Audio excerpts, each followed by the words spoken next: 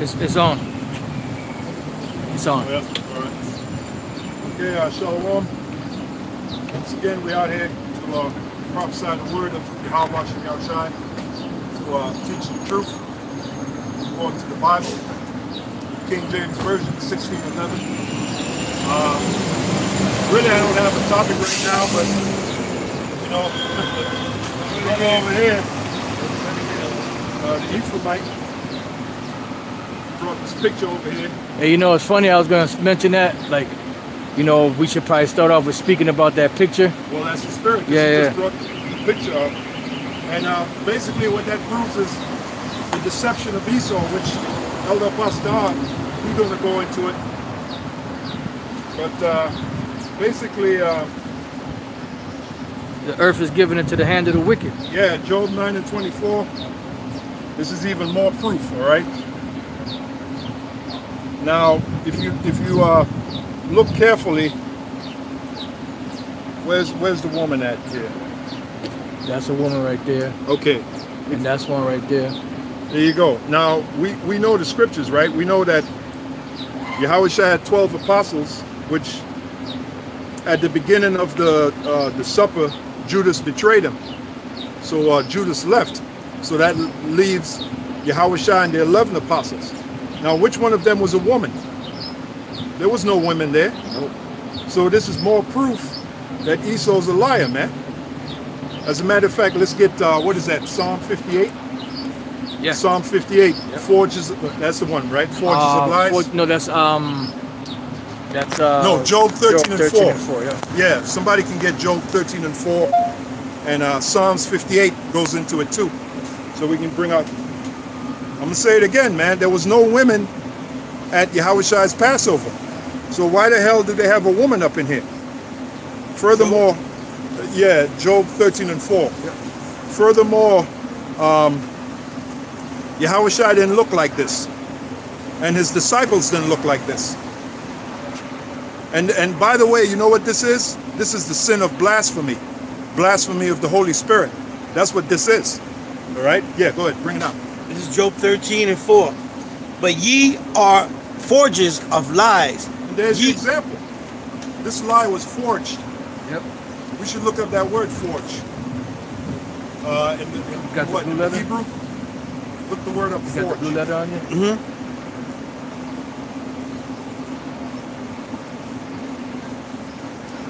What you like? You read the same scripture? Yeah, same scripture. We're gonna look up the word forge. When you get the information, just bring it up.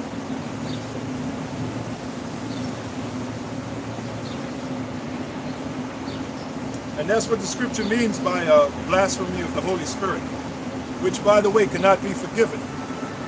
There's no forgiveness for blasphemy of the Holy Spirit. You got it? Yeah. Okay. Can you read it? If Job 13. You know, because I know you're gonna have me go into the thing, and I don't know how to mess with it yet. Yeah. So all right, let's see. I got it. Oh, you got it? You got it, bro? Okay, let the brother. Yeah, the brother. Okay, all right. Come on up, brother. Come on up, so you can be heard. And you see, then you can scroll up. It says in the Blue Letter Bible to smear, plaster over, stick, and glue. Wait a minute. Plaster over. Yep. What should come to mind? Job 9 and 24. The earth is given. You can get that, bro. Job 9 and 24. No. Don't go back here. Stay right there, bro. Job 9 and 24. That's the back of what you just read. Plaster over, right? Yes, come. Job 9 and 24. See, that's what the Apostle Paul meant by this man being revealed. The man of sin being revealed. That's a good example. This is sin, man. Blasphemy. But he's being exposed. He's being revealed. Go ahead. Job 9 and 24.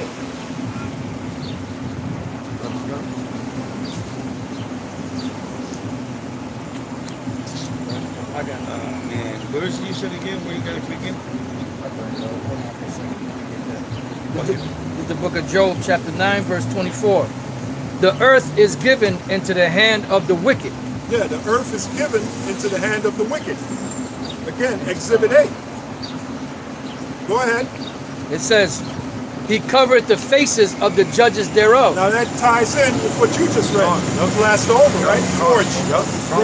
So let's break it down. From the Hebrew word for forge, what's the Hebrew word? Tafal. Tafal. Yes. Which means to plaster over, right? That ties in with Job 9 and 24. And can I bring out the Strong's definition? Yeah, absolutely, absolutely. It says properly to stick on as a patch, and it says to impute falsely. To impute falsely. Yes, it's stuck. To impute falsely. I think the word impute means to be held accountable. The word impute. So Esau is held accountable for this falsehood, right? And it goes back to Job 9 and 24. He covereth the faces of the judges thereof. There you go. How you get around that, man? And to show you that this is a blatant lie, there's a woman up in there. There was no women at Yahushua's Passover. So this is a big lie, man. Go ahead, bro. It says, the earth is given into the hand of the wicked. He covered the faces of the judges thereof. There you go. Go ahead. If not, where and who is he? Right. After you see an example like that, you shouldn't be questioning, well, really, is the so-called white man the devil? Is he really the devil? Here's your proof. The Chinese, wait a minute, the so-called Chinese didn't put that up. The so-called Japanese didn't put that up. The so-called Arabs didn't put that up. Who put this shit up? The so-called white man during something called the Renaissance period, which the word Renaissance goes back to the French word, which means rebirth. Rebirth, yep. Rebirth of the so-called white man coming back into power. He had to have his image. He had to set up his image so he could be worshipped. There you go. That's it. There you go. You can't get around these facts. Yeah, you got something to say? No, I got the problem resolved now. You got them? Okay, all right. Any more, my brother? Oh, no, that's it. That's it? Okay. I got Forge in the Common Dictionary. It says, come up with an idea. I'm sorry, that's not it. Make a copy of with the intent to deceive. Make a copy of with the intent to deceive. And that's the power of the so-called white man, deception. And that's his power. And this is part of his deception. But he's being exposed, he's being revealed. Okay? Through what? Through the scriptures. That's what the Apostle Paul meant, who shall be consumed with the spirit of his mouth. Matter of fact, let's get that. That's Second Thessalonians, yeah. There is someone goes into that picture and how it breaks down the witchcraft that they use when they made that picture. Right. It's a pentagon in there. Yeah, I think I've seen a video like that. They're going secrets behind it, painted. Yeah, I'm sure there's a lot of... There's more deceiving. Yeah, layers of deception. Yes. I'm sure there's a lot That's of... what I wanted to say. Right, layers of deception in this shit. Because that's Esau's power, deception. Oh, yeah. Got it? You want to start at 3? Yeah, you know. Yeah. 2 Thessalonians 2 and 3. Let no man deceive you by any means. And a lot of our people have been deceived by this nonsense here. Especially the tribe of Ephraim, man. You go in the average so-called Puerto Rican home, you're going to see this shit. You go in the average so-called Mexican home, big time. you're going to see this. You're going to see that nonsense. Okay? Go ahead. Let no man deceive you. No, we're not in the time of being caught up in Esau's deception. There's a scripture where it says in Romans, and that knowing the time, it is high time to awake out of sleep. See, this is part of your sleep. Go ahead, bro. It says, by any means, for that day shall not come, except they come a falling away first. What day is it talking about? The day of our Lord. When our Lord Yahushua comes back and destroys this society. Go ahead. It says, and that man of sin be revealed. And that man of sin be revealed. That man of sin is Esau. Right? And this is part of him being revealed. This shit right here. Right? That man of sin be revealed. Go ahead. The son of perdition. The son of hell. The son of destruction. Because that's where he's going to. His society is going into destruction. Right? There's two things that's going to destroy society. The chariots and the missiles. The nuclear missiles and the chariots. Go ahead. It says, who opposeth and exalteth himself above all that is called God. Wait a minute, read that again. Read that again. Who opposeth and exalteth himself above all that is called God. And there's your proof right there. The Most High. Did you say something about the chariots? I kind of mentioned it just now. Yeah, the UFO, they keep bringing out the UFO reports on the news. And they said, it was yesterday, and even this morning, I believe, or last night, they said that the reports, the number of the reports is 144. Yeah, look at that. Come on. That's a It could have been spiritual any, you know, it could have been any number. 100, they said there's 144 official reports of UFOs, but they're only working on number one. So that's the spirit, man. That's you heavy. know? That's heavy, man. Now, when Esau keeps talking about something like that, you heard about that, 144 reports. If you go to Google, you'll see it. Show you a Put spiritual. UFO reports or whatever, and you read about it, and say 144. That's spiritual. That's spiritual. So that's the Most High giving us signs, man. Right. Yep. You know? Right. See, Esau is getting all, they're nervous. Right. They keep bringing it up, they're fucking nervous, man. It And is. they know that it has to do with us. Yeah, you know, right. with Israel, you know? And they're saying that this technology, they can't even They explain want it. it, they're afraid. Yeah. They're acting like they're not afraid, but you can see that they're afraid because they keep talking about it, man. Yep. And they're trying to say, well, we don't know what it is. It could be China, it could be Russia. So you know, they ain't saying the angels. Right. You know? They say anything but. Anything but the angels. Anything Now, but the what's angels. heavy is in the book Above Top Secret, they mentioned that the chariots could be the angels. They mentioned that in the book because it was written by a retired colonel, Army Air Force colonel. He wrote the book, and he said, I think it was him that said he saw one of the beings, and they reminded him of what he read in Ezekiel, the 1st chapter. Now, when you read Ezekiel, the 1st chapter, that's talking about the angels. Yeah. And the chariots.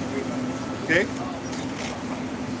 Any more? Yeah, it says, who exalted and who opposeth and exalted himself above all that is called the Most High. Well, there's your proof. Exalted. And he just, you know what? Esau deceived the whole world with this image, which I'm pretty sure Apostle is going to spirit hit him. Esau deceived the whole world with this crap, man. You know? Hey, when I did that video this morning, I didn't even get a chance to watch the whole thing. I was reading that about I think I put in Eastern. How did I put it? I think I put in Eastern Roman Empire, something like that. Oh yeah. And I said last week, I said you got the Western Roman Empire, you got the Eastern Roman Empire, right? The Western Roman Empire went down, and the Eastern Roman Empire stayed in power for over 1,000 years. So what's that? That's Revelation 20. Yep. Yeah. In a nutshell. And I keep going through that. Let's go to Revelation 20, and let's start from the first verse. I'm mainly more concerned for the. Oh, look at that. 444. That's the spirit. Yeah. That number's coming out a lot, right? 144? You said the Most High doctrine will be like rain. Yep. Yeah. You know? That's right. Everything's spiritual, man. That's right. Revelation 20, you said? Revelation 20 and 1. Revelation 20 and 1. It says, and I saw an angel come down from heaven, having the key of the bottomless pit and a great chain in his hand. Go ahead. And he laid hold on the dragon, that old serpent. Now, what I said in the video is that that's not talking about the spiritual demon Satan. That's not talking about the Antichrist, because there's no such thing as the Antichrist. Anti-type. That's the anti-type. That's talking about the so-called white man, which are biblically the Edomites. Go ahead. And he laid hold on the dragon, The Edomite. that old serpent, which is the devil and Satan. And that time period is talking about the pagan Roman Empire. From Caesar all the way up to Domitian, which was, who's Domitian, brother? Who's Domitian? Who's Domitian, huh? Don't be looking like you don't see me, brother. Who's Domitian? Who's Domitian? Come on now. Come on. Who's Domitian? Apostle? That's one of the from the Flavian dynasty, Vespasian's son. Vespasian's son, right? Well, who else is he known for? Name some other characters. Oh, in history? You forget the king. You said Vespasian's son. Who else is Domitian related to? Titus. Titus. Yeah. Titus, man. And Titus' go brother. to Google. Go to Titus' Google. brother. Yeah. You know. The You had flavor. Vespasian. Yeah. You had Titus. You had Titus, and then you had Domitian. Domitian man. was the youngest one, right?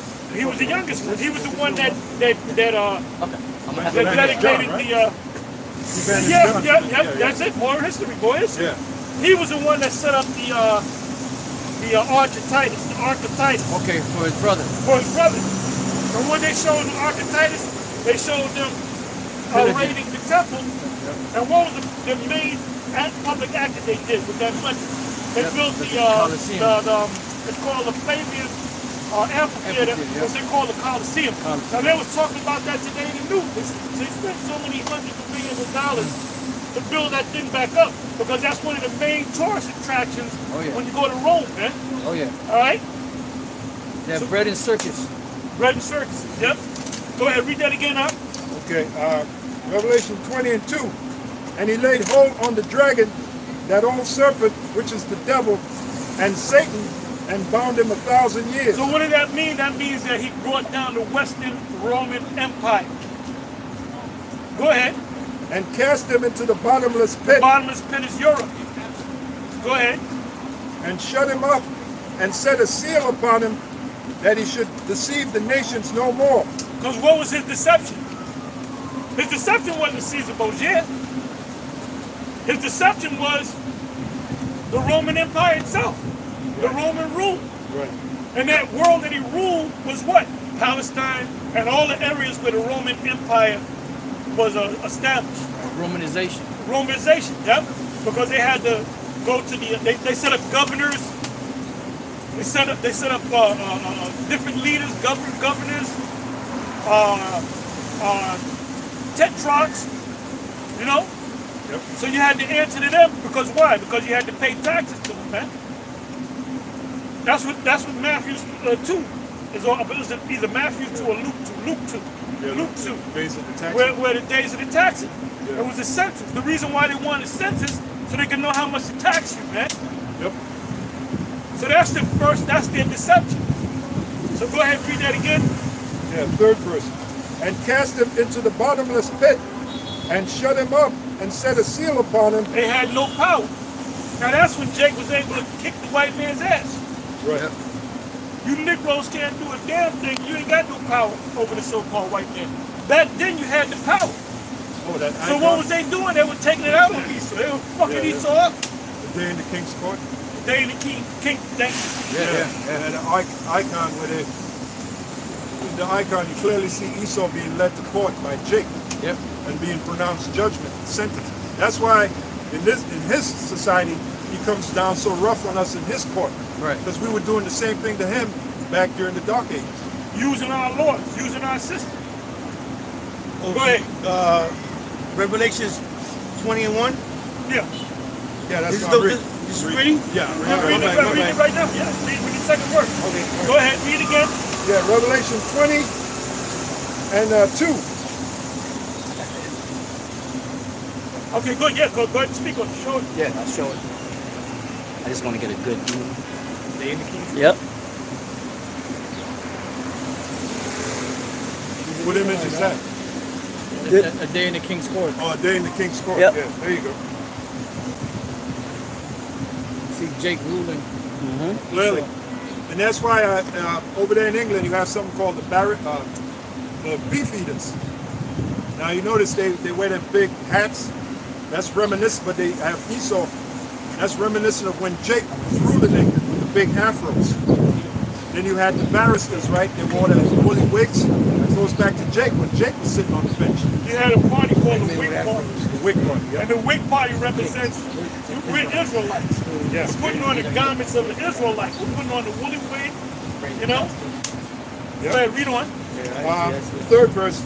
And cast him into the bottomless pit, and shut him up, and set a seal upon him, that he should deceive the nations no more. So the fact that the Edomite is in the power seat right now is what? Because the Most High set him up to be in the power seat, man. When he was not in power, why wasn't he in power? Because the Most High took his power and sealed him, man. Just like the Most High sealed us. Yep. We're physically stronger than Esau. We're mentally stronger than Esau. We're spiritually, but we can't take over Esau. Right. You see these jakes, these political jakes, they're totally against Esau, man. The spirits want them to go totally against him, man. You know? Go ahead, Ak. That he should deceive the nations no more, till the 1,000 years should be fulfilled. Right, the 1,000 years that were fulfilled is when you go to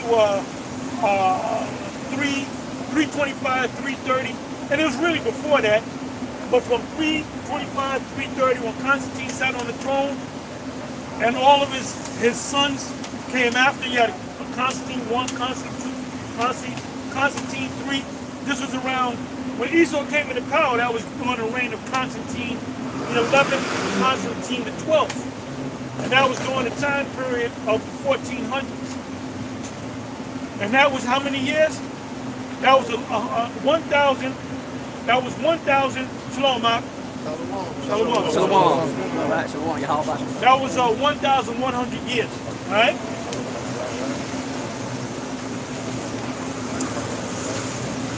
Keep reading. Go ahead, keep reading. And cast him into the bottomless pit. And cast him into a bottomless pit. So, When you get a chance, I got a little something. Go ahead. This is Constantine, Emperor of Rome. Somebody needs to pull up the article that I pulled up in Google. Put in Eastern, was it the Eastern Roman Empire, I believe. Put that in there in Google. I got the video. Okay, you got the video, but I just want the page so somebody can read from the page itself. Okay. Go ahead. So it says Constantine, Emperor of Rome, who stopped the persecution of Christians, and in 324 made Christianity the official religion of the Roman Empire. In 330, he moved his capital from Rome to Byzantium and renamed it Constantinople, 280 through 337 AD. Yeah, because you had, after he got old and died, you had someone take his place, and another person take his place. So that kingdom went on for over 1,000 years. The Most High gave us an extra 100 and change. But it says 1,000. Yep. So when you guys get with these exact numbers, Right. the Most High ain't dealing with exact numbers, man. Yep. So what the hell are you talking about? yeah, Well, you guys said the year 2000. Yeah, the 400 years. Well, wait a minute. The Most High said, how long can a person live? Three score and 10. Right. 3 score meaning 60, 10 meaning 70. And with strength, 4 score meaning 80. My grandmother died when she was 92. And she wanted to die because her sister died. Her last pair died. All the people that she came up with died. So she was like, fuck it, I want to die too. And she was 92 years old. There's people that live to be 106 years old. You know? And my mother wanted So it's the that. Most High. So now, all you guys that claim you know the Bible, you deal with exact numbers and the Most High is exact. Now you got to throw away the Bible. The Most High don't deal with exact numbers. As a matter of fact, when you go into the account of the ancient Babylonians, they were supposed to rule 70 years, right? Yep. And I believe they only ruled for 67 years. So what's up with that? Yeah. Hey, it's just like in cattle. When you have cattle, you might have 950. A lot. You know? Meaning 1,000 cattle. Yep. It could be a little under. It could be 890. Right. It could be a couple. It could be a little bit more. Yep. And that's where you can determine the baker's dozen. Right. The baker's dozen, you can get 10 donuts. Right. You know what I'm saying? Yep. Or you can get 13. Or you can get 13. Yep. Go ahead. Revelation 20 and 3. And cast him into the bottomless pit, and shut him up, and set a seal upon him, that he should deceive the nations no more, till the 1,000 years should And that deception wasn't Christianity. The Roman Empire wasn't pushing no Roman Catholicism. All right, go ahead. that he should deceive the nations no more, till the 1,000 years should be fulfilled, and after that he must be loosed a little season. So what is that talking about? Anybody? Read that again, please. And cast him into the bottomless pit, and shut him up, and set a seal upon him, that he should deceive the nations no more, till the 1,000 years should be fulfilled. Till he deceived the nations no more until 1,000 years be fulfilled. What is that talking about? Let's talk about like after the 1,000-year period, we really should come back. Take over. Give me the 1,000 years. What's 1,000 years? Give me the exact time. Approximate time. I'd say 325 to about 1325. So when did he come back out? When did he come out of power? What year? Yeah, 325. No. That's when Israel. That's when they lost power. When Esau came into power, it was 1,000 years after that. Right. Oh, when So, he came back when he into came power? back into All power. So 1325. Well, you were right on that. So 1325, he started to come into power. Because you don't just, a man doesn't, you don't have a nation that's in power. Right. All of a sudden they go down in one day. Yep. It's a time period, man. Right. So Esau's going down. Esau's been going down since what year? Raise your hand. Since what year was Esau started going down? You should know this, brother. I think it was like in the 80s. Nope. When did Esau start going down? Esau had a point of, and he thinks he's still reaching that point. The devil don't realize that he's been going down for years. Right. He went to a point, and then he started going down. He's still in power. We're over here. He's up there, but he's going Coming down. yep. You know, to meet the anti-coming. Yep. Somebody hold that in Isaiah 14. I'd say 1900s. He started going back down. No. I try again? No. One more time? I think it was 94? Or was it when the Twin Towers? Help him out. Apostle Ron. 1969. 1969, 1970. Yep. Why do I say that? Why do I say that? no. That's when we Obadiah. woke up. That's good, but that's something. I'm talking about what did the white man do to cause What did Esau Whitey do? Yeah, what did Whitey do to cause him to go down? He did something. Right. Boom. There you go. Now where's the scripture? Where's the scripture on it? Come on. Stop stalling. That's in Isaiah. You said Isaiah? 14. Isaiah's good. Isaiah's good, but that's not what I'm looking for. But that's good. Come on now. The brother said it was 1970, right? Yep. How did you get well, you said 1969, 1970. Done. What happened? Somebody said the space, right? Yep. So, where's that description? Obadiah. Yep. Obadiah. Go to it. Obadiah 1 and 3. No, start from 1. Oh, start from 1. Okay. The vision of Obadiah. Thus saith the Lord God concerning Edom. We have heard a rumor from the Lord, and an ambassador sent among the heathen. Arise ye. You can speak on it. Right. We have heard a rumor from the Lord, and an ambassador sent among the heathen. Arise ye, and let us rise up against her in battle. Behold, I have made thee small. Those are the Arabs led by Gamal Nasser. He wanted to bring, he was the premier of Egypt, or the president of Egypt so you can understand, and he wanted to gather the Arab nation together to come against the so-called Jew, the so-called white man. But if you notice, the Arabs are against each other. They don't come together. They don't have no rainbow coalition of Arabs. So that's why they couldn't take this man down. But they coming together to take this man down. That's in the Apocrypha. You know, somebody could get that in the Apocrypha. Second Ezra's, what was that, 15? The Carmanians. Right. You want that right now? Yeah. Okay. This is our second Ezra, chapter 15 and verse 28. Behold, an horrible vision and the appearance thereof from the east, where the nations of the dragons of Arabia shall come out with many chariots, and the multitude of them shall be carried as the wind upon earth, that all they which hear them may fear and tremble. Also the Carmanians, raging in wrath, shall go forth as the wild Who boar. are the Carmanians? By a show of hands. What is that, Iran? Correct. How do you know that? Do you know it because you heard us say it? Yeah, Tahar, you said it in the video. All you got to do is look up the word Carmanian. And the word Carmanian will take you back to, I believe it's called the Iranian Encyclopedia.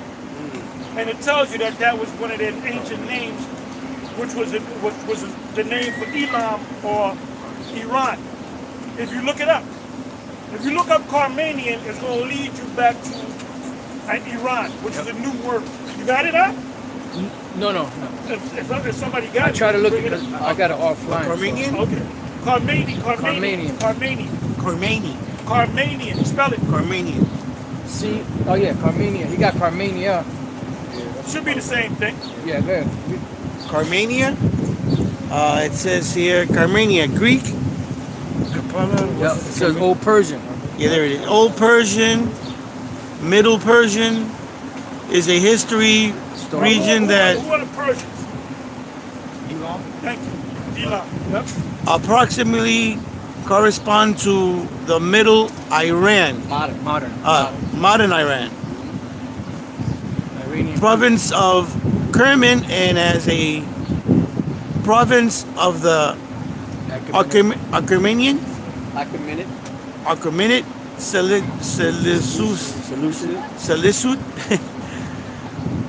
are Sassanid That's Seleucid dynasty. and Saurian Empire, Sassanian. But it takes you back to the Persians, which are the Iranians. Right. You know? Man, I killed that one. That's all right. Go ahead.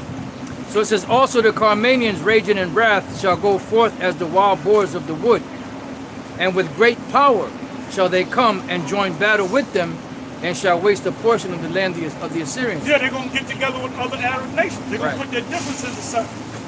And they're going to join hand in hand with the Russians, because the Russians are going to back them up. Right. Yep. That's why it says, and with great power. And with great power. The power is the Russians. Yeah. And the Chinese. Yep. It says, and they shall waste the land, and they shall waste a portion of the land of the Assyrians, and then shall the dragons have the upper hand, remembering their nature. And if they shall turn themselves, conspiring together in great power to persecute them, then these shall be troubled and keep silence through their power, and shall flee. And from the land of the Assyrians shall the enemy besiege them and consume. Now the Assyrians represent America. Go ahead. And consume some of them, and in their host shall be fear and dread among the military, and strife among their kings. Behold, clouds from the east and from the north unto the south, and they are very horrible to look upon, full of wrath and storm. They shall smite one upon another, and they shall smite down a great multitude of stars upon the earth, even their own star, and blood shall be from the sword unto the belly, and dung of men unto the camel's hoof. And there shall be great fearfulness and trembling upon earth, and they that see the wrath shall be afraid, and trembling shall come upon them. And then shall there come great storms from the south and from the north, and another part from the west. And strong winds shall arise from the east, and shall open it, and the cloud which he raised up in wrath, and the star stirred to cause fear toward the east and west wind shall be destroyed. And the great and mighty cloud shall be puffed up full of wrath, and the stars, that they may make all the earth afraid, and them that dwell therein. And they shall pour out over every high and eminent place and horrible star, fire and hail and flying swords. That's the missiles. Fire and hell and flying swords. Yep. Go ahead. It says, and many waters, and all fields may be full, and all rivers with the abundance of great waters. And they shall break down the cities and walls, mountains and hills. Yeah, because the missiles going to break down buildings, skyscrapers, mountains, trees. Yep. Piece of the description. Yep. Trees of the wood and grass of the meadows and their corn. And they shall go steadfastly unto Babylon and make her afraid. America. It ain't talking about ancient Babylon. It's talking about America. Yep. Read that again. And they shall go steadfastly unto Babylon. They're going to go to America. Go ahead. And make her afraid. Because the war is going to get kicked off in the Middle East. the valley of Jehoshaphat. You know? For that part, they shall go steadfastly. That links up with Joel. Joel, the 2nd chapter, where it says, none shall break their ranks.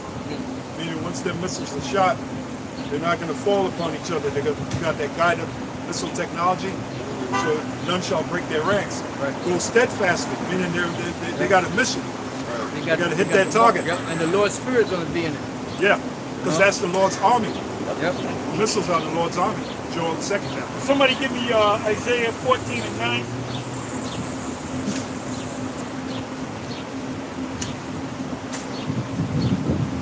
Got it. Isaiah chapter 14, verse 9. Hell from beneath is moved for thee to meet thee at thy coming. It stirreth. That's talking about the white man, Esau, the Edomites. Things are getting stirred up now. The nations got their little meetings. They ain't paying homage to Esau no more. Nope. They got their little meetings. They got their little one. They got the Prince nations. They got their economy. They got their economy. They're not dealing with the dollar. Right. And that's killing this goddamn dollar. That's why they got to produce so many dollars. Yep. Yeah.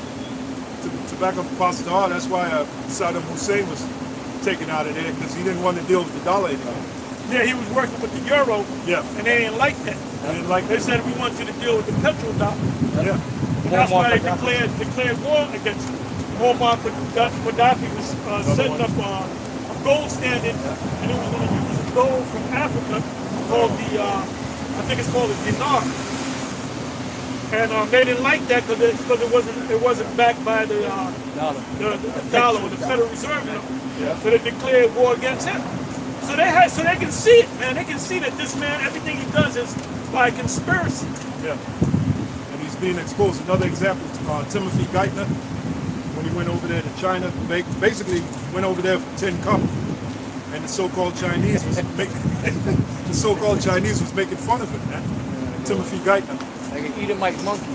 Yeah, like an Edomite monkey. That's it. So now let's go back to Isaiah 14 and 9. Okay, Isaiah 14 and 9. Hell from beneath is moved for thee to meet thee at thy coming. It stirreth up the dead for thee, even all the chief ones of the earth. The other nations, they're all going to come together against Esau, man. Including their European allies, their own brethren. The EU nation, the NATO nation, they're all going to shoot missiles on this motherfucking place. Precept. Go ahead. Obadiah 1 and 7. All the men of thy confederacy have brought thee even to the border. The men that were at peace with thee have deceived thee and prevailed against thee. They that eat thy bread have laid a wound under thee.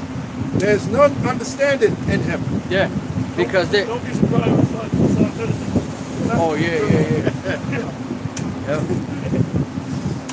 That was one of the You rough jobs. see a big gigantic cake coming down the road, so I let it pop out that shit. I'll read it again. Obadiah 1 and 7. All the men of thy confederacy have brought thee even to the border. Yep. Like Pastor Charles mentioned, all the nations. Confederate means to join together. So, you know, all these nations joining with Esau, they're going to turn against him. It's going to be like reservoir dogs. All the men of thy confederacy have brought thee even to the border. The men that were at peace with thee have deceived thee and prevailed against thee. They that eat thy bread have laid a wound under thee. There is none understanding in him. Right. Yeah, because they're, you know, these devils think that because they're paying these people off, they're going to have their side, their back. Yeah. But then when they turn against them, they're going to be like, what the hell's going on here? Yeah, But that's the Lord. Yep, and the part where it says eat thy bread, if you notice, right, the other nations, their so-called leaders, they were all schooled where? Cambridge, Right. Oxford, Yale. and those are Yale, Yeah, and those yeah. are Edomite colleges. Right. So they ate your bread, but they turned around and laid a trap for you. Right. And it said that the 10 horns were going to give their mind to the beast, to be one, to fulfill the Most High's will. Yeah. So that's what the Esau don't understand, the spiritual part of the prophecy. Right. Yep. You know? That's it. So All right. we're back in Isaiah. Isaiah 14 and 9. Hell from beneath is moved for thee to meet thee at thy coming. It stirreth up the dead for thee, even all the chief ones of the earth. It hath raised All up. the nations that possess missiles. Go ahead. It hath raised up from their thrones all the kings of the nations. All they shall speak and say unto thee, art thou also become weak as we? Art thou become like unto us? Thy pomp is... So what is the great equalizer? The missiles. Yep. Missiles. That's right. Yep. Because back during World War II, Esau was the big boss man. Yeah. When you dropped them bombs on Hiroshima and Right. Nagasaki, everybody was afraid of you. Right. But the playing field is being leveled, man. Yep. And then you got those major nations like China and Russia that got arsenals, and they're backing up some of these smaller countries. Yep. So on all levels, man. Ezekiel 38, beat thou a guard unto me. Yep. Isaiah 14 and 11. It says, thy pomp is brought down to the grave, and the noise of thy vials. The worm is spread under thee, and the worms cover thee. These buildings falling. Yep. But that building, that whole building falling in Florida, Surfside, Florida, you know, those are people, well-to-do people, man. Those are condominium units. You know how much it costs to get one of them units? $600,000, man. More than $500,000. So there wasn't no poor people living up in there. Right. You know, some of them Latin tribes that had money, some Edomites, so-called Jews. But they said that they built that building in 1981, and way back in 1990, the building kept shifting. So they knew that the building, but what you're gonna do? You're gonna have to pay a whole lot of money to fix that. So it got so bad that they tried to fix it, but the building collapsed anyway. Now it could be something, another thing. Yeah. Well, they're Could be saying some another thing. they're saying that John McAfee, he had a actual apartment there, and he had 31 gigs of stuff on. Oh yeah. Well, So- he had 31. He had 30. I think it was 30 to 31 terabytes. Terabytes. That's what You know what a they said, terabyte is? yeah. Yes, sir. 1,000 gigs. 1,000 gigs. So That's a lot of information. Yeah. Because what he But said. I didn't know that, man. Yeah. What he said was that back when all this stuff started And they going probably on. did that to destroy the evidence. Yeah. But Yep. I'm pretty sure he's got it in the cloud or Oh, yeah. someplace Well, else. that's what he said. You said, know? yeah. So they're trying to keep it from getting out, man. Yeah. Yep. Yeah. He was saying, I forget some he was saying. But I kind of forgot right now. If it comes back, I'll bring it up. He said a whole lot. Yeah, he said a whole lot. You think he really dead though? He might be, or they might have just, We don't know. Yeah. We don't know. All we can say is this is what the news says. The news doesn't always tell you the truth. Well, that's Esau's MO. That's what he said. It's like he was saying that when the whole thing was happening, they were coming against him. What he did was he gave a whole lot of laptops, free laptops, to all of the different employees of those different companies, and they thought he was being a nice guy. He said, but what he was doing, he was spying and getting all that information out of those different corporations. You know, that's how he was able to amass all that information. Yeah, spyware. Yeah. That's their tactic. Hey. Do unto Esau as he does to you. Yep. He was sticking it to the Well, man. he was making his tongue fall apart. Yeah, that's it. Yeah, that's it. It is. That's right. That's right. No, he was up there, man. Oh yeah. Now they're saying if you collect gold, that's money laundering. Because they want to confiscate the gold now. Because a lot of people are getting into gold and silver. You see them, you watch them financial channels? Hold up a minute, brother. You watching them financial channels, man, they always have commercials on gold and silver. Yeah. You know, go ahead, Art. Don't they have a law that you can't have but so much? See, I wanted to use my Lahabian power on that. Hold up, Art. Oh, the truth? And it worked.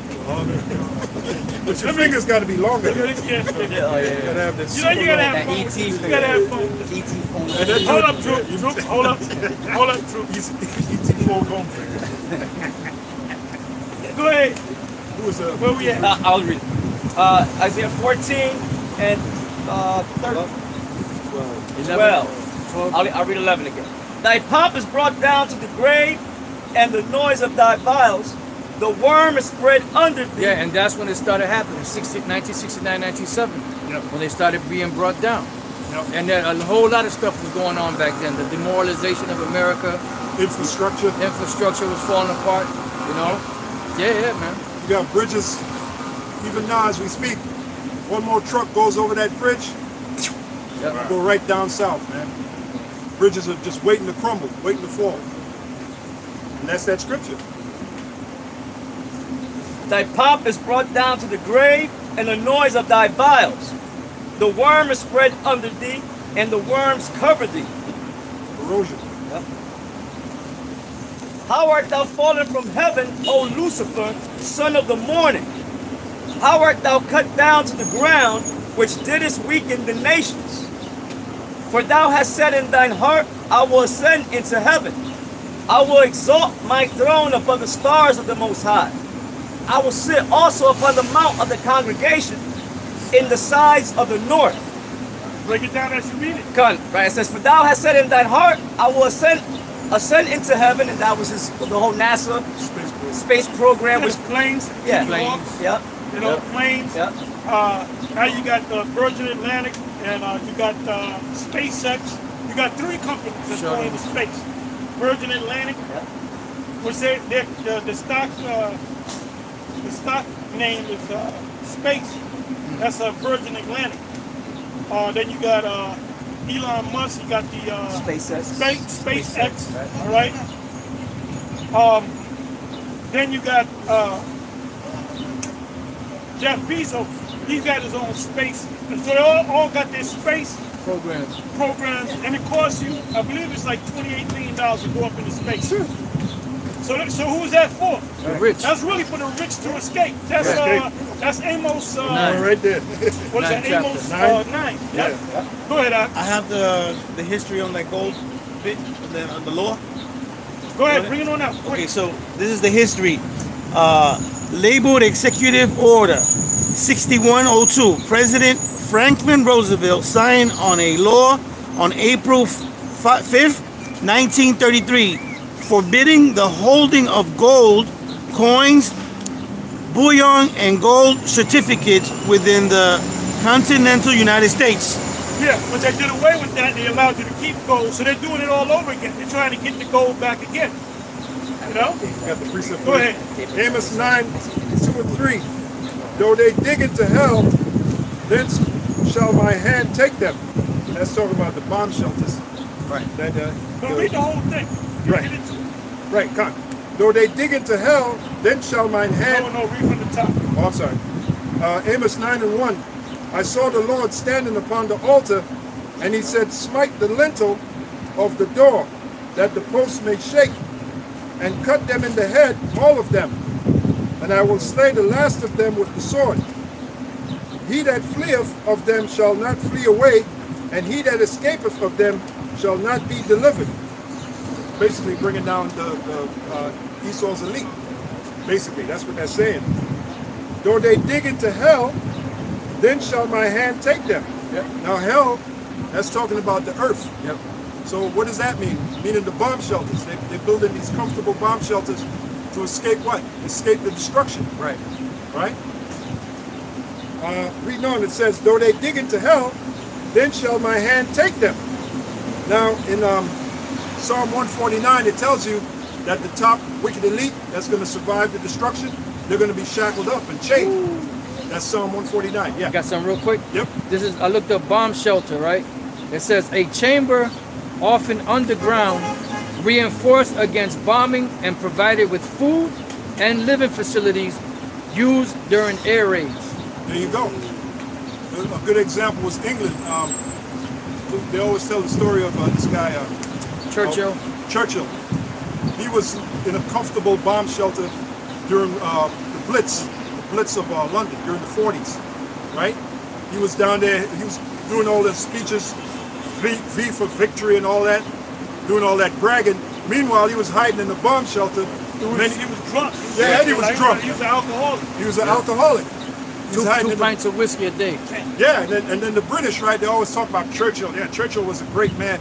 How great was he? He was hiding in the goddamn bomb shelter when London was being blasted back to the Stone Age. All these guys that did make great President George, all these different presidents and leaders, these are all made-up characters. Made-up characters. You know? They write a good story about it. Yeah. Their speeches are written by other people. Yeah.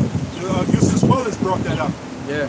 Churchill would address Great Britain, and they were over there serving for the war, and then they would be laughing. at the speeches Churchill was making. Yeah. But then you know, over there in England to this day, you got so-called white people that, yeah, Churchill was a great man.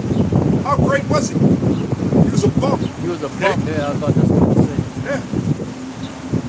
Anyway, going back to the scripture, it says, though they dig into hell, then shall my hand take them.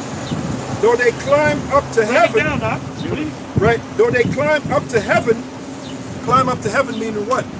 Going out there in outer space, right? International Space Station. Yeah, like you brought out the examples, Jeff Bezos and who else?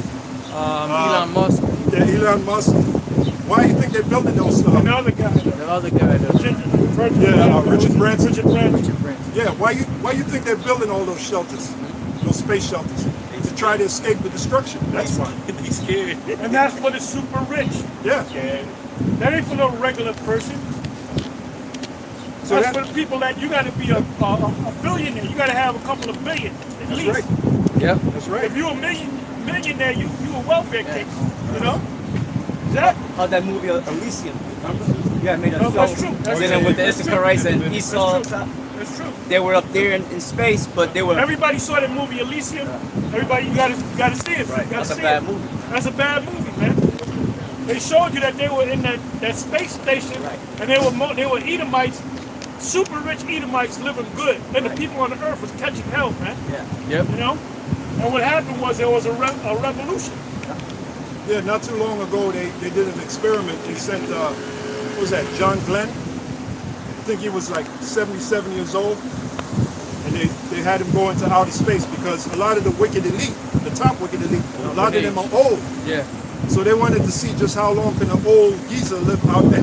in outer Geezer. space. Geezer. So that's why they did it. Because their bodies got to get used to living out there for a Right. while. Yeah. But they're going to go out there, and their plan is after the destruction comes, because they know that the missiles are going to come, because they're behind it. They're behind that plan. Yep.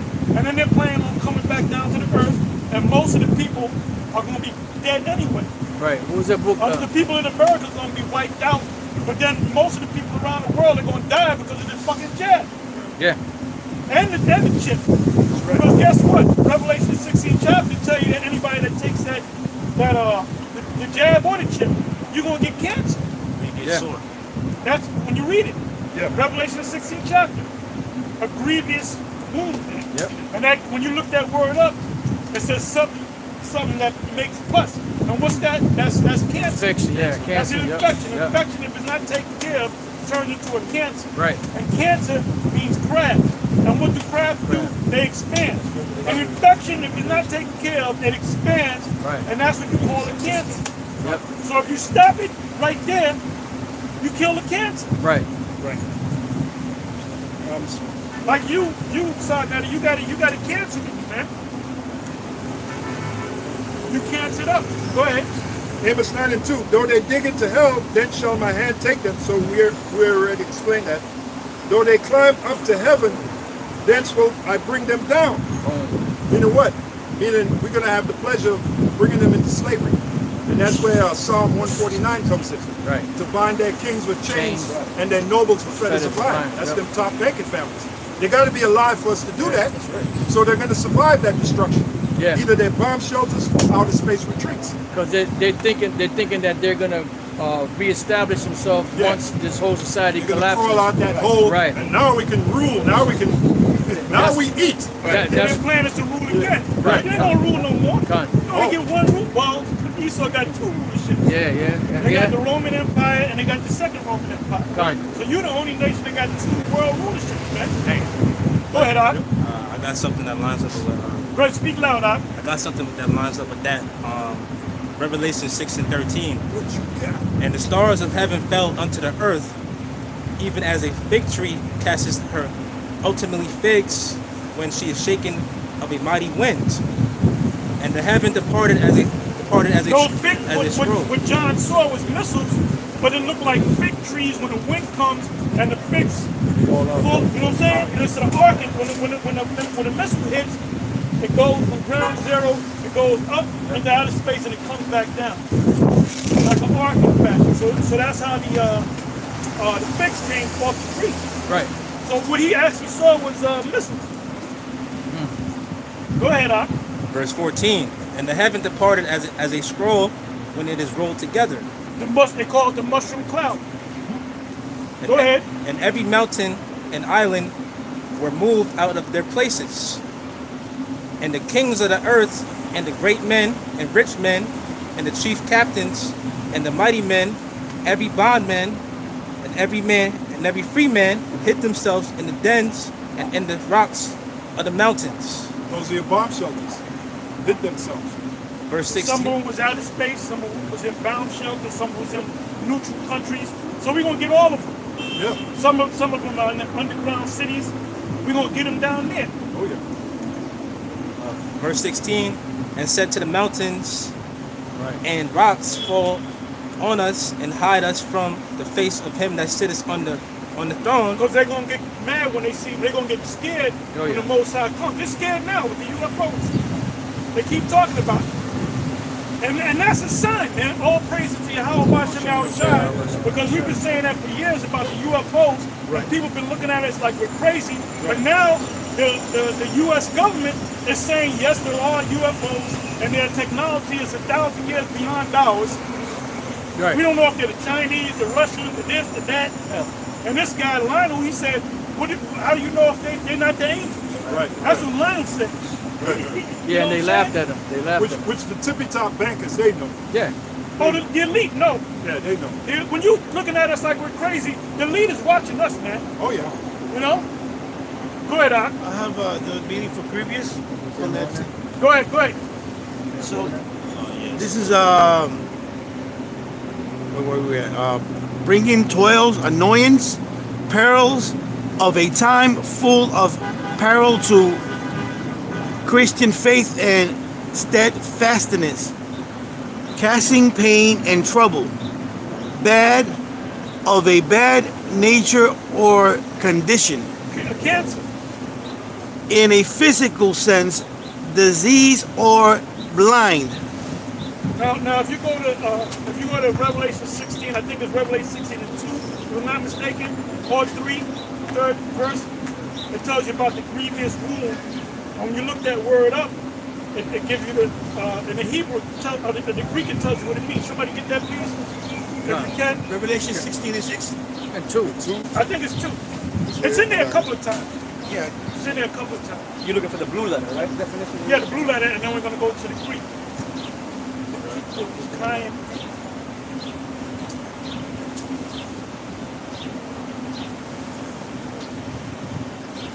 Somebody got it? I got it.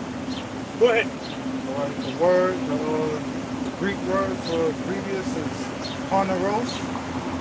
It says full of labors, annoyances, hardships, pressed and harassed by labors, bringing toils, annoyances. No, I'm sorry. Look up the word sword. Look up the word sword. It's right. Grievous sword. Grievous sword. Grievous means hard time. I wanted you to look up the word sword.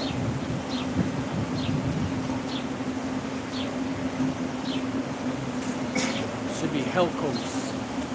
In Revelation? It's So Revelation anyway. 16. I got it. Revelation 16. Go ahead, Ak. It's Helcos, a womb, a wound producing, a womb producing a discharged pus. So it's like it's affected. It's a cancer. Yeah. Yeah. Did it say ulcer? Also, yep. It says ulcer too, right? Yeah, ulcer, a sore, a wound. So that's how you're going to know who took that chip. And I ain't took the chip. You're going to see at the end of the can, the guy standing there, and he's going to have a bump on him with pus coming at him. And you know the dude, do you take the chip, man? Nah, brother, what's that? You know? I cut myself, you know. So these people are going to take it because they're going to trust Esau, Yeah. and they're going to wind up getting cancer. And then they're going to wind up getting destroyed. Yeah, they got a whole bunch of videos with Esau and Edomites putting like forks and knives and they're just sticking to him. Well, there's one video, the guy said, even if you don't take the jab, they putting that in meats. So he took a steak and he threw a nickel in the stuff. But the guy came back and said, we don't know how true that is, man. Now the other day, I started taking metal put it on, as nothing stuck. You know? but there was one Edomite that was putting metal, and she didn't take the jab, and there was shit sticking on it. So, girl, you got to double check, brother. It's sticking on. Oh, that's not a good thing, brother. That's not a good thing. Sticky. Hold up, is that metal? Yeah, this is metal. Yeah, right. That's an alloy, right? Mixed with copper. Copper. Yeah, that's not metal. Yeah, that's not full metal. Nickel, It's an alloy. nickel is, yeah. It's an alloy, yeah. But anyway, somebody had something? I had what? If you want to go back to Isaiah 14. I can finish up on Go ahead, finish this on up. Revelation 6 and 16. And from the Lamb, wrath, and from the wrath of the Lamb, verse 17.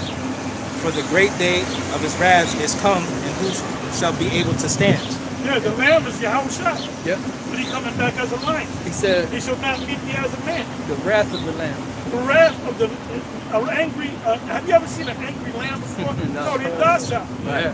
So this lamb is really the Lord, but he's gonna come back angry. Right.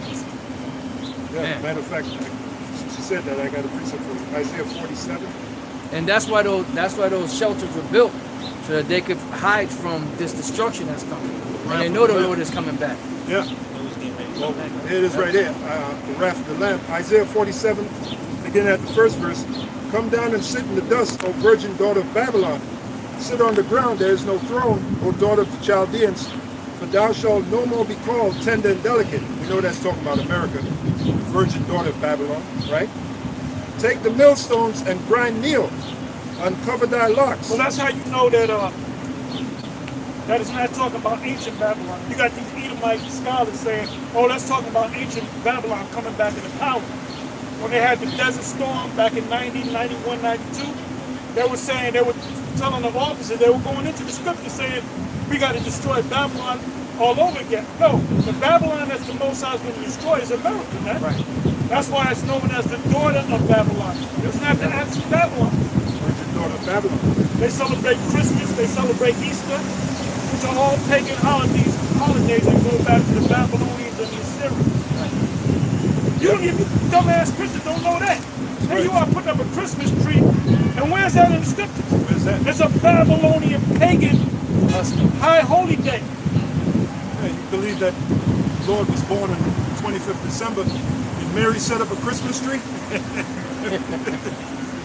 Well, the scriptures speak against the Christmas tree. Exactly. Jeremiah the 10th chapter. Second verse. Take the millstones and grind meal. Uncover thy locks, make bare the leg, uncover the thigh, pass over the rivers, meaning Esau, you're being exposed. That's what that means. Passing over the rivers, meaning you got to get, you business people, you got to go to China. You got a lot of these Edomite businessmen that live in China and Taiwan. A perfect example is this guy, Jim Rogers. He's been living in Taiwan for years. He had little baby, I think he had one daughter, a couple of daughters. They're already grown, man. And they speak fluent the different Chinese languages because he knows where the next money pot is coming from over there in the Middle East, man. The Middle East and China. Hey, when Bush goes before the Arabs, he bows down to them, kiss their hand. That's how it's going to be. How you going to be the president of the United States and kiss the hand of an Arab? Because the Arabs are over you, man. Yeah. The Chinese are over you. Yeah, they got that place, Dubai. They act like that's the paradise on earth. Dubai. Well, it is right now. Yeah, you got rich. You got them Jakes at the hip hop, Jay-Z and them. They all take trips over there, man. Yeah. And they stay over there for months because it's on a high. It's like heaven on earth. They got the underground, underwater, called the world. And they got all kind of. They got the world. Yeah, the world. world. Yep. Then some of the buildings turn. Yep. That's right. That's right. Man-made islands. Oh yeah. Well, they got an island called the World. I think you mentioned that. Right. And it has all the continents. It's like a miniature America, miniature Africa. But you can walk on it. It's big enough where you can walk on it. You know. They got underwater hotels. They got underwater hotels. They got streets. Kuwait. They got streets, and they've been had that for years. When you go to airports and different buildings and malls, they got things where you can step on and it just goes. You don't gotta walk. Like an escalator. So Americans don't know. They said this is the greatest place in the world. There's nothing like America. You know why you say that? Because you never been nowhere. Because you're nothing but dirty white trash. Right. That's all you are. You ain't never been no motherfucking way. Yeah. And well, where you been? Yeah. The actor Johnny Depp. They are built. They're having plans to build a construction that is going to go out to the sea, all the way in to what do you call that salt lake? What do you call that salt lake? The Dead Sea, right? So they're making a solar power city that is going to lead from the sea all the way to that salt. What is it called? Like the Florida Keys. Right. So that they're going to actually create like a little small city, and they're going to have clean water from the sea over there. So that's their plans, man. Hey, what does it say in Psalms? What was that, 49 and up? That the house shall continue forever. So they have plans as what they're going to do the next 10 years from now, the next 20 years from now, the next 100 years from now. Their new plan is to what? Go out into outer space. Yeah, that's why in the movie they say the year 2059 or 2244 or whatever. Yeah. We had a song back in the 60s, was that Zaga and Evans? In the year 2525. I know you. No, yeah, no, I know that song. In the year 2525. Yeah. So that links up with, what is that, Psalm 49. The inward thought is that their houses shall continue forever.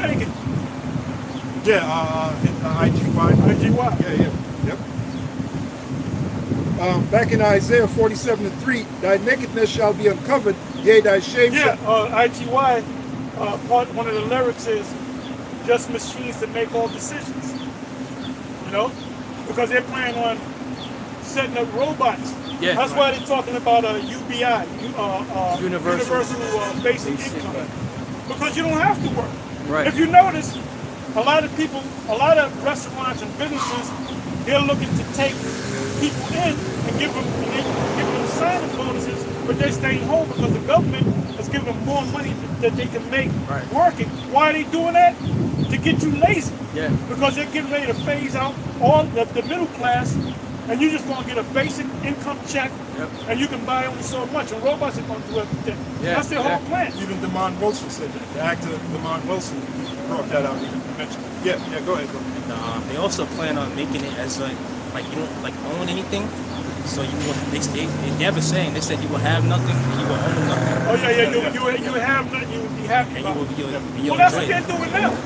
With the Uber, so that the Uber driving is so cheap that you really don't need it. There's people that wanted to get a car and say, I don't need a car. All I got to do is hop in an Uber. But guess what? What did the Uber do? The Uber destroyed the yellow cabs. Really, the cab business altogether. Yeah. Those medallions, they destroyed their whole business. And now the Uber's all over the place. And guess what they're doing? Now they're raising the prices up. Now it's funny because you don't really see many yellow cabs. They killed them. Yeah. They killed the yellow cab business. You don't see them at all. That's how you knew you were in New York. Yeah. Or you're watching because the movie. all you need is a fucking app. Yeah. I got the app. I got the driving app and the pick me up app. All you gotta do is go to the app, boom, pop. There's gonna be an Uber guy just dropping off somebody down the street, and then boom. Yeah. The last time I seen them was in Brooklyn, Queens, and you don't see them over there no more. They shut them down. You talking about the regular cabs? Yeah, no, the yellow, they shut them down. Oh yeah. They shut them down. Yeah. You can't even flag a cab. Yeah. Well, they force you to use the app. Right. Yeah. You know? Everything online. Then Esau's plan is to bring the self-driving vehicles. And that's going to damn near destroy how many businesses counted. But see, that's what the scripture means. When he is eaten, the Heavenly Father is going to reign upon him. Because he's going to get to a certain point and Yahushua is going to come and destroy his society and set up his kingdom on the planet Earth. So speaking about Yahushua, Isaiah 47:3, thy nakedness shall be uncovered, yea, thy shame shall be seen. I will take vengeance, and I will not meet thee as a man. Man. That's Yahushua speaking. So he's coming as this conquering power. and he's going to wipe Esau, wipe his power. Come. And this is going to be, you can't compare this event to any event in history, because you got to think, you got a land that spans 3,000 miles from the east to the west, 2,000 miles from the north to the south. So you're talking about how many miles square? 5,000. Was that 5,000 miles square? Yeah. Right? Yeah. That's a lot of land right there. You know? Hey, Apostle, they showed like one of them bombs hitting the water, and just from that little explosion, you see everything shaking. So, like the scripture says, it's going to be a great earthquake such as was never since. And that was just from one small bomb. So just imagine bombs hitting all over the world. They said the earth was going to reel back and forth like a trumpet, man. Gone. She said that. Florida, they had the earthquake right after the bomb. She said that. I got a precept for you. Haggai 2:6. For thus saith the Lord of hosts, yet once it is a little while, and I will shake the heavens and the earth and the sea and the dry land. And I will shake all nations, and the desire of all nations shall come, and I will fill this house with glory, saith the Lord of hosts. Yeah. Yeah, the desire of all nations really is us ruling, us Israelites ruling. Pursuant to what is that? 2 Peter 3:13. We're going to rule this earth in righteousness. Because right now this earth is being ruled in wickedness. Yep. Job 9:24. Fine. I got something. Yep. Daniel 12:1. And at that time shall Michael stand up, the great prince which standeth for the children of thy people. And there shall be a time of trouble, such as never was since there was a nation, even to that same time. And at that time thy people shall be delivered, every one that shall be found written in the book. Because that's what, when the destruction comes, Yahushua comes with the angels, it's going to be devastating. You know, it's going to be, nothing can compare to it. You know, nothing ever. The remnant were fighting. And gave glory to the Lord. Yep. Yeah, so there's never going to be a time like that. That's why it says men's hearts failing us for fear and looking upon those things that are coming upon the earth. Yeah. You know, that's got to be a hell of a sight. I have a precept, if I may. Zechariah chapter 9, verse 12. Turn you to the stronghold, ye prisoners of hope. Even today do I declare that I will render double unto thee. When I have bent Judah for me, filled the bowl with Ephraim, and raised up thy sons, O Zion, against thy sons, O Greece, and made thee as a sword of a mighty man. So the Most High is going to put the two kingdoms, the northern and the southern kingdom of Israel, together. You know, the breach is going to get closed up. Right. The house of David going to come back together. That's right.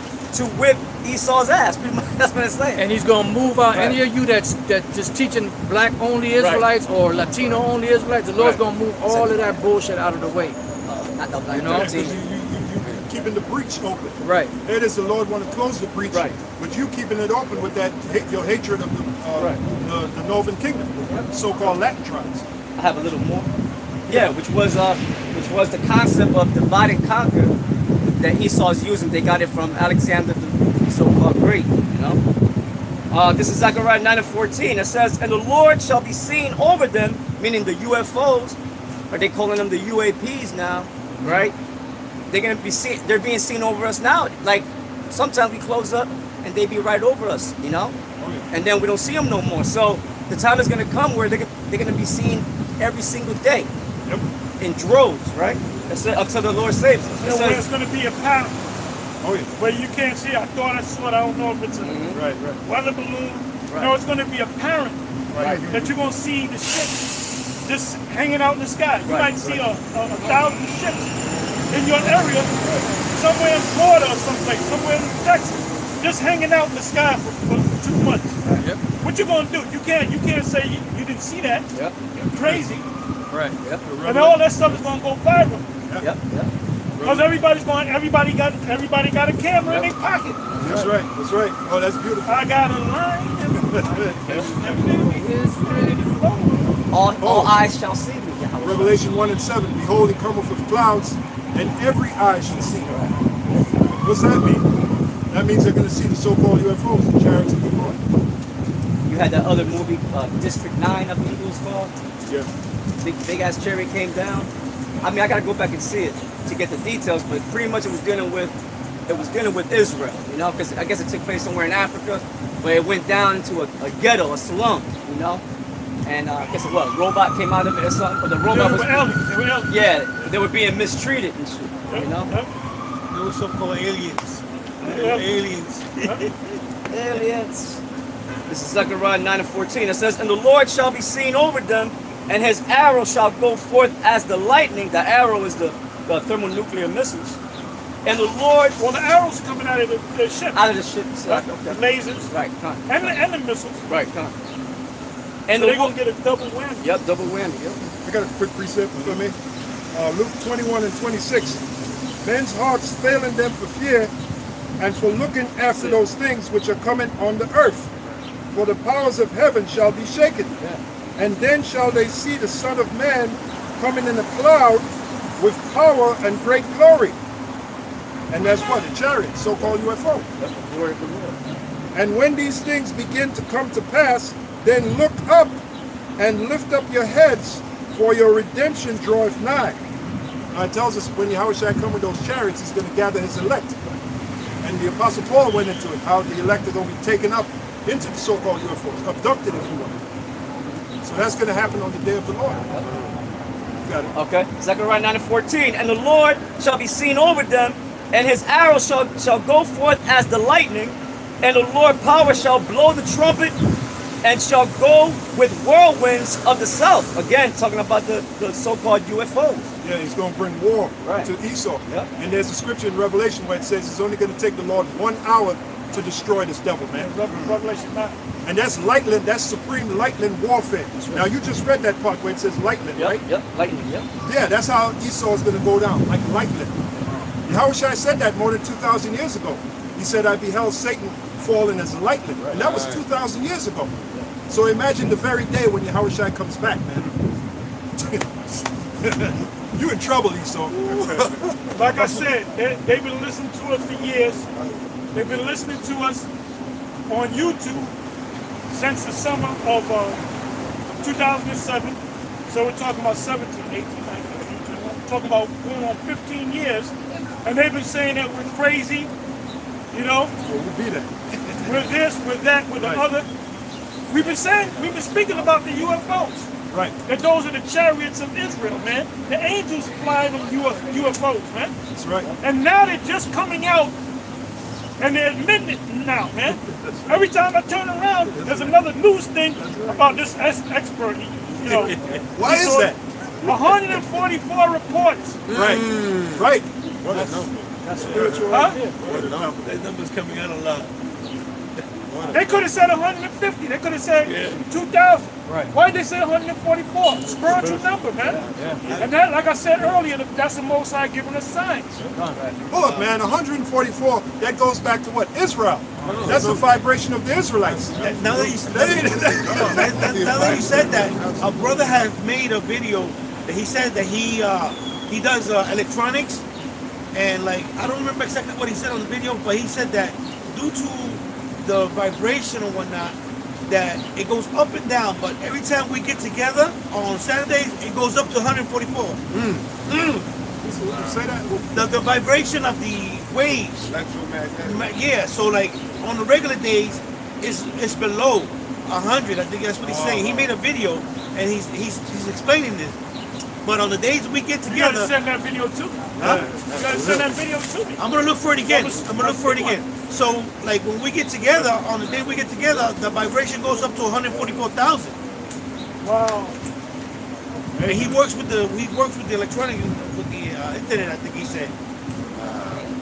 Yeah, because Yahushua he's giving a message to his elect. Right. The elect starts with, it talks about the 1/3, but it really starts with the 144,000. 12,000 from each tribe. Those are the government body of the next kingdom, man. They're going to be the rulers of this planet Earth, of righteousness. I think the Revelations 9, the precept. What was that? Revelations 9, the one? What did it say? The precept to. Oh, Revelation 9, the 1 hour. Revelation 9, and you can start at the 13th verse. 13. I can get it. Revelation 9 and 13. It says, and the sixth angel sounded, And I heard a voice from the four horns of the golden altar, which is before the Heavenly Father, saying to the sixth angel, which had the trumpet, loose the four angels which are bound in the great river Euphrates.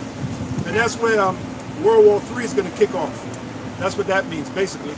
The angels, at the behest of the Heavenly Father, they're going to stir up the minds of those so-called Arabs, so-called Russians, to mix it, man, to bring World War III, you know, into being, right? The water. And it says, reading on, it says, and the sixth angel sounded, and I heard a voice from the four horns of the golden altar, which is before the Heavenly Father, saying to the sixth angel, which had the trumpet, loose the four angels which are bound in the great river Euphrates. And what's over there? The Persian Gulf. That's another term for the Valley of Jehoshaphat. Now in Joel it says what? The 3rd chapter?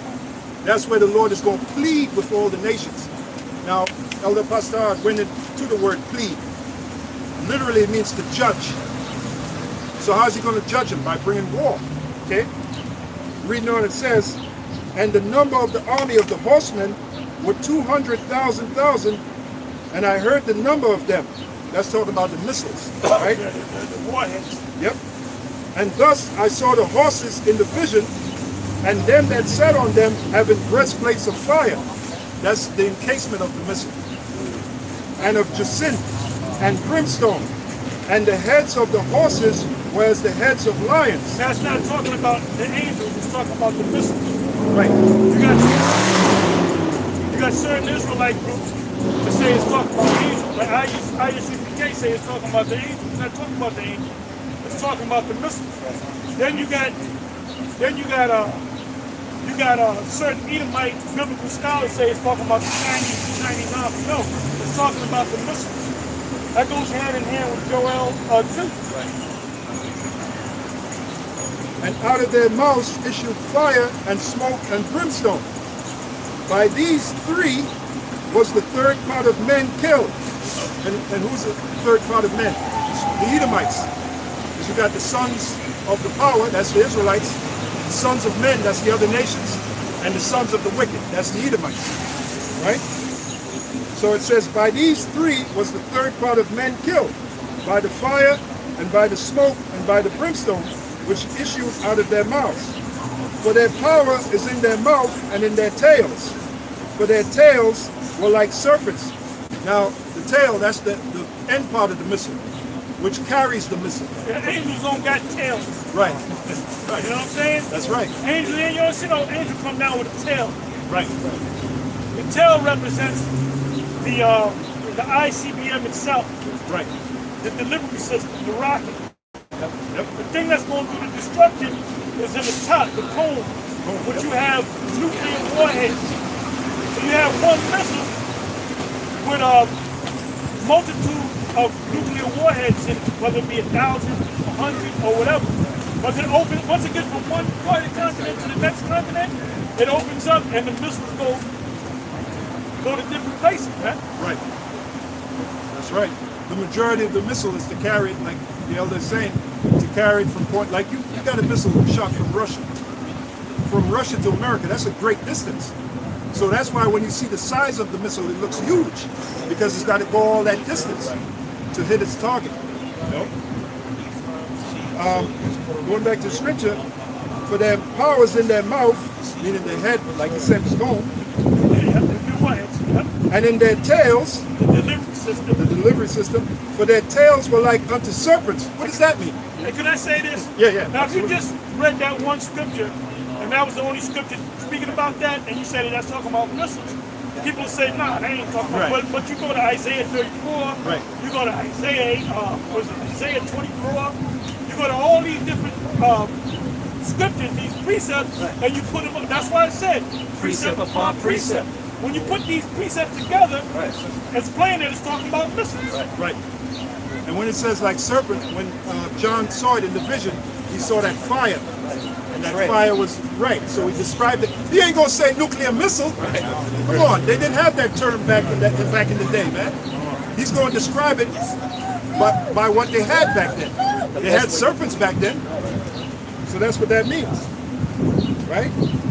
And the rest of the men were not killed by these plagues, yet repented not of the works of their hands. Who's that? The top banquet families. You read that earlier. And those other Edomites that are scattered throughout other European nations around the world. That's right. They're like, when it happened, they said, no, we ain't going to slavery under niggas. Right. But you are going to go into slavery under niggas. That's right. Because niggas is going to put fire to your ass. That's right.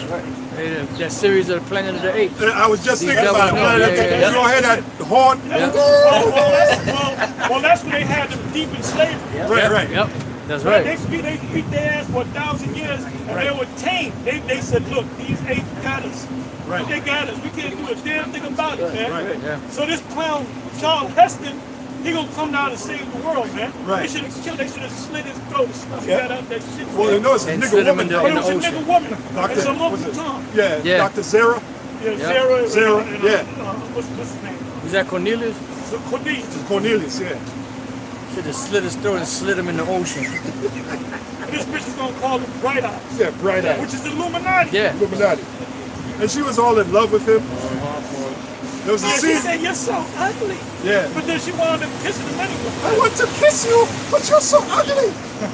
And hey, remember when he shaved his beard? That's why you can't have the women be in any type of rulership It is. position, man. That's it. They showed you that in the movie. And yeah, like you said, there's a scene where he's shaving. He said, how do I look? And then he asked Cornelius, how do I look? Cornelius said, somehow you look less intelligent. Showing you that a man is supposed to have a beard on the top. That's an intelligent thing. Yeah. Anyway, and the rest of the men were not killed by these plagues, yet repented not of the works of their hands. Why? Because they're the wicked. That they should not worship devils and idols of gold and silver and brass and stone and of wood, which can neither see, nor hear, nor walk. Neither repented they of their murders, nor of their sorceries, nor of their fornication, nor of their thefts. So what that tell you? These devils are going to be proud. Even while we're shacking them, they're still going to try to keep that stiff upper lip. Oh yeah.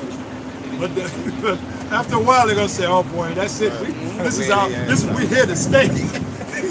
We're in slavery and we're here to stay. This is for real. This is for real. You got it. I got a precept. This is Jeremiah 50 and 14. Put yourselves in array against Babylon round about, all ye that I'm bend the sorry, bow. guys. Start from the top, because I just had my eye on that. I had my eye on Jeremiah 50 and Jeremiah 51. Which one? Go to the top. Jeremiah 50, start from the first verse. Jeremiah 50 and 1. The Because word, that's why I would say that whole chapter is dynamite. the word that the Lord spake against Babylon against the land of the Chaldeans by Jeremiah the prophet. Declare ye among the nations. I'm sorry. Read that one more time, please. The word that the Lord spake against Babylon and against the land of the Chaldeans by Jeremiah the prophet. Jeremiah wrote down the prophecy that he saw, right? And when he was writing it down, he kept hearing Babylon, and he kept thinking about ancient Babylon, which they did prophesy saying that Babylon is going to take you over. But this right here was talking about a different Babylon, which Jeremiah didn't know at that time. Right. See, we know it now. Go ahead. Verse 2. Declare ye among the nations and publish. And Yeah, set, because there wasn't no big deal among the nations. You had the Babylonians, they took down the kingdom of Judah, and then you had Egypt, then you had the other nations around about it. It wasn't no big thing. They didn't have to tell all the nations around about it. All the nations being told about around about them is talking about all the nations around the world, because everybody's going to know about this destruction. Revelation the 18th chapter. They said they're going to be afar off, man. Yep. Mourning and putting dust over their head. That's talking about Babylon. The clue is this. If you read Jeremiah and they say Judah and Israel shall be oppressed together, well, you know that they ain't talking about ancient Babylon, because Israel wasn't there, vocab. Israel wasn't there. Right. Go ahead, read on now. and set up a standard, publish, and conceal not. That's what we're doing. That's what we, yeah. This is the reason why we out on the highways and the byways, It said publish. What's it mean to publish? Make it public. Make public. Right. Public. This gospel shall be preached or published throughout the whole planet, and then the end shall come. Which is heavy, Apostle, because on YouTube we give you choices: make public, private, or something else. And we always hit unlisted. unlisted. Slap the water. No, no, you. Yeah, we always hit public. Yep. So the Lord Because said, this is for everybody. This is for you, Esau. Yeah. Right. Don't you know we got to? The Most High told Jeremiah 1. Yep. I have made thee a prophet unto the nations. Nations. Yep. That's why we know that the Chinese and Moab, you know, like Vocab said to this one guy, the guy out of Texas, Yahushua, whatever. One body. He said, one body, Yahushua. He said, you mean to tell me there were Europeans down there in Mount Seir? No, there was. I would have said, no, there's no Europeans. I said, that's the name that came later. Right. There were Edomites. So now let's go back to Esau. What did Esau look like? They said he was red and hairy. As Ariel said, red and hairy. Hairy. You got Israelites that are hairy, but Esau is always hairy, man. Yeah. I did a video. It was I think it was a 5-part video. Yep. I put the first part up. This was years ago when they weren't taking down videos. They wouldn't take it. You can say pretty much anything you know. You can say anything you want. YouTube did not take your video down. When I put that, I think I called it Esau and the Edomites or something. I put part 1 up. I put part 2 up. When I got to part 3, it took that shit down. You know why? Because I got about 25 pictures of Edomite men with their shirts off, and they look like bears. Yep. Right. And I was like, you see that? You gonna tell me that that's not Edomite? And you know what they did? The next day, boom, they took it down. Then I put it up again on another page, boom, they took it down.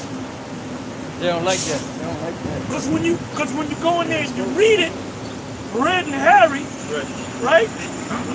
And then you show the pictures behind it. Right. The whole saying is a picture speaks 1,000 years, a 1,000 words. So they said they let part 1 go, because you got to build it up. You know? Right. Part 2, when part 3 hit, and I started showing pictures of different Edomites with their shirts off, man, they said, man, we ain't dealing with this. Boom! They took that shit down. Down. Yeah. Go ahead. Say Babylon is taken. Bel is cut. That's what we're saying now. The reason why the Most High called forth the prophets, because anytime a society, when did Moses come on the scene? Did he come on the scene when they first went into Egypt? He came on the scene at the ending of Egypt. Right. Yeah. When Jake went under the Babylonian Empire, how many prophets was around? There was a whole lot of prophets. You had Isaiah, a whole heap of prophets. You had Isaiah, you had Jeremiah, you had Job, you had all those prophets that all knew each other. Right. So this is the prophets coming back again. I got a quick precept. Oh, you got it? Yeah, Go ahead. No, go ahead. Jeremiah 28:8. That's how Go ahead, I go ahead, read it. No. It said, the prophets that have been before me and before thee of old. Oh, you should read the 7th verse. Okay, verse 7. Nevertheless, hear thou now this word that I speak in thine ears, and in the ears of all the people. That ties into publish. Right. It said make it publish, right? Con. You got it. The prophets that have been before me and before thee of old prophesied both against many countries and against great kingdoms, of war and of evil and of pestilence. Yeah, that's what we're doing. Yep. Can I break some out? Yeah. It's the book of Isaiah, chapter 34, verse 1. And it says, come near, ye nations, to hear, and hearken, ye people. Let the earth hear, and all that is therein, the world and all things that come forth of it. For the indignation of the Lord is upon all nations, and his fury upon all their armies. He had utterly... The indignation, that's the nuclear destruction. Because when you look up that word, it means righteous anger. Now, there's a scripture where it says the Heavenly Father is angry with the wicked every day. So the Most High can't wait to destroy this devil, man. Bring down his power. Well, it says to hide us from the wrath of the Lamb. Wrath of the Lamb. Well, you ever hear of an angry lamb? A fighting lamb. Come on, man. I'm going to take you out with his hoofs. The Lord's coming back as an angry lamb. Yeah. A lamb is gentle. Their nature is gentle. Right.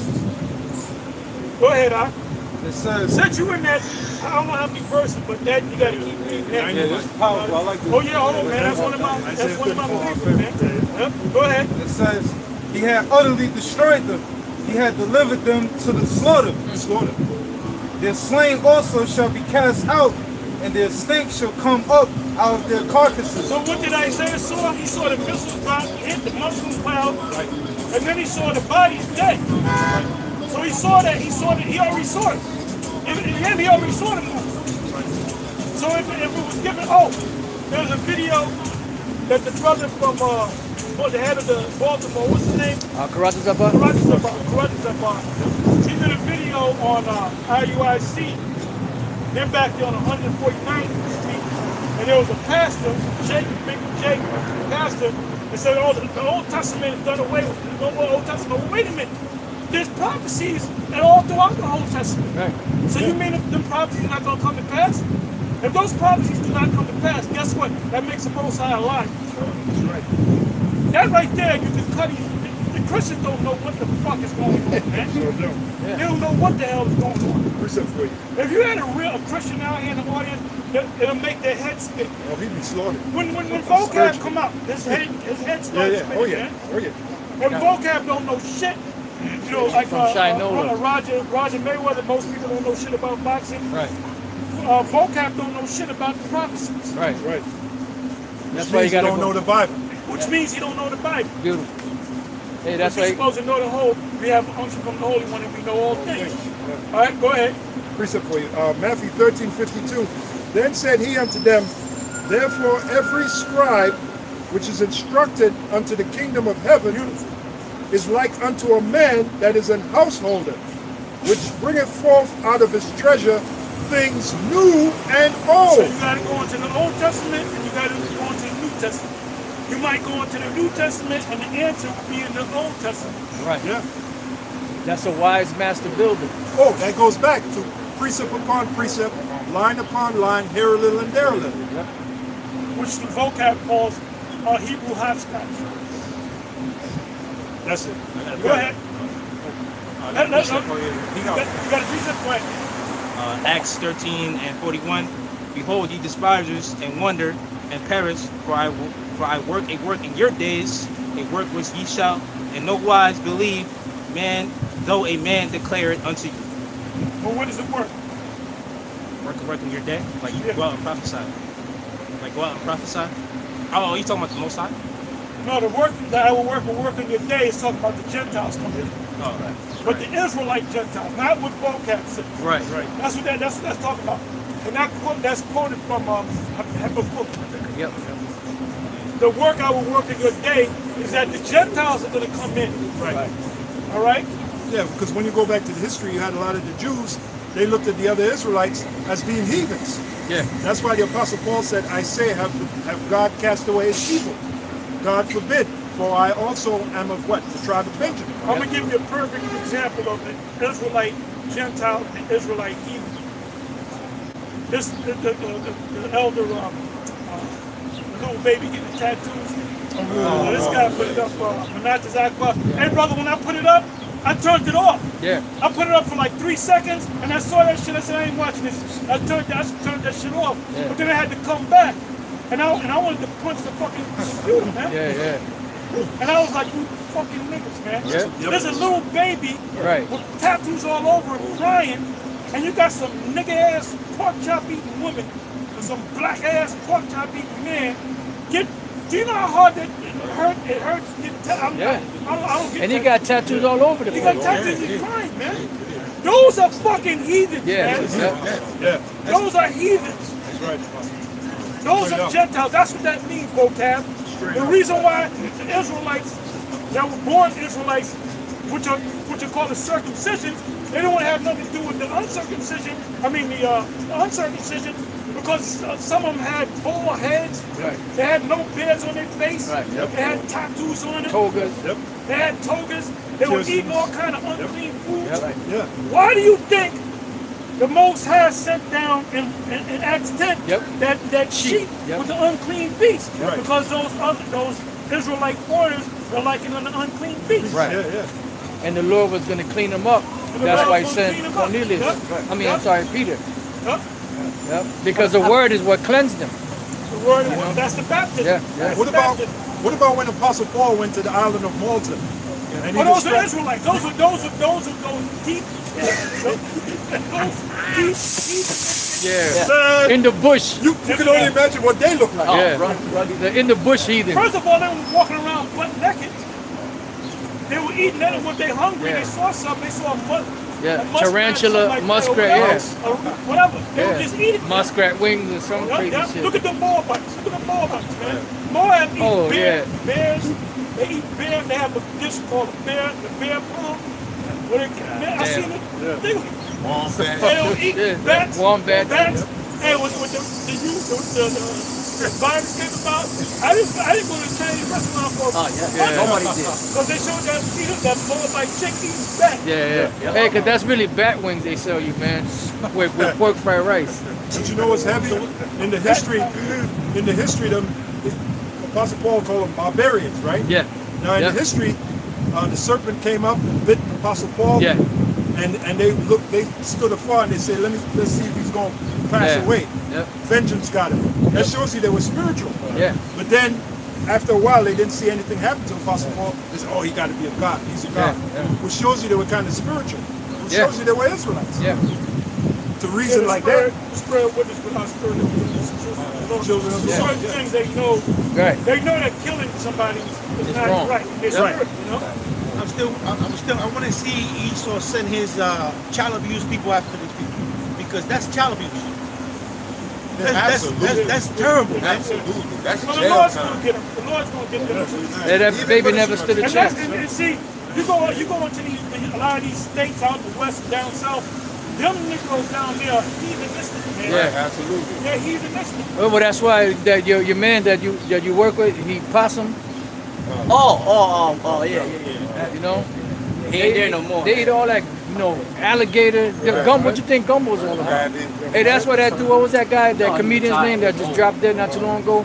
Oh, you talking about The one that. the guy that on Friday. the Boondocks. Yeah, him. Yeah, Witherspoon. Witherspoon. When he dropped dead, he was making gumbo. Poor man's gumbo. Wow. So you got all you got alligator in there. You got all kind of shit. Hating food. Yeah. Crawfish, prawns.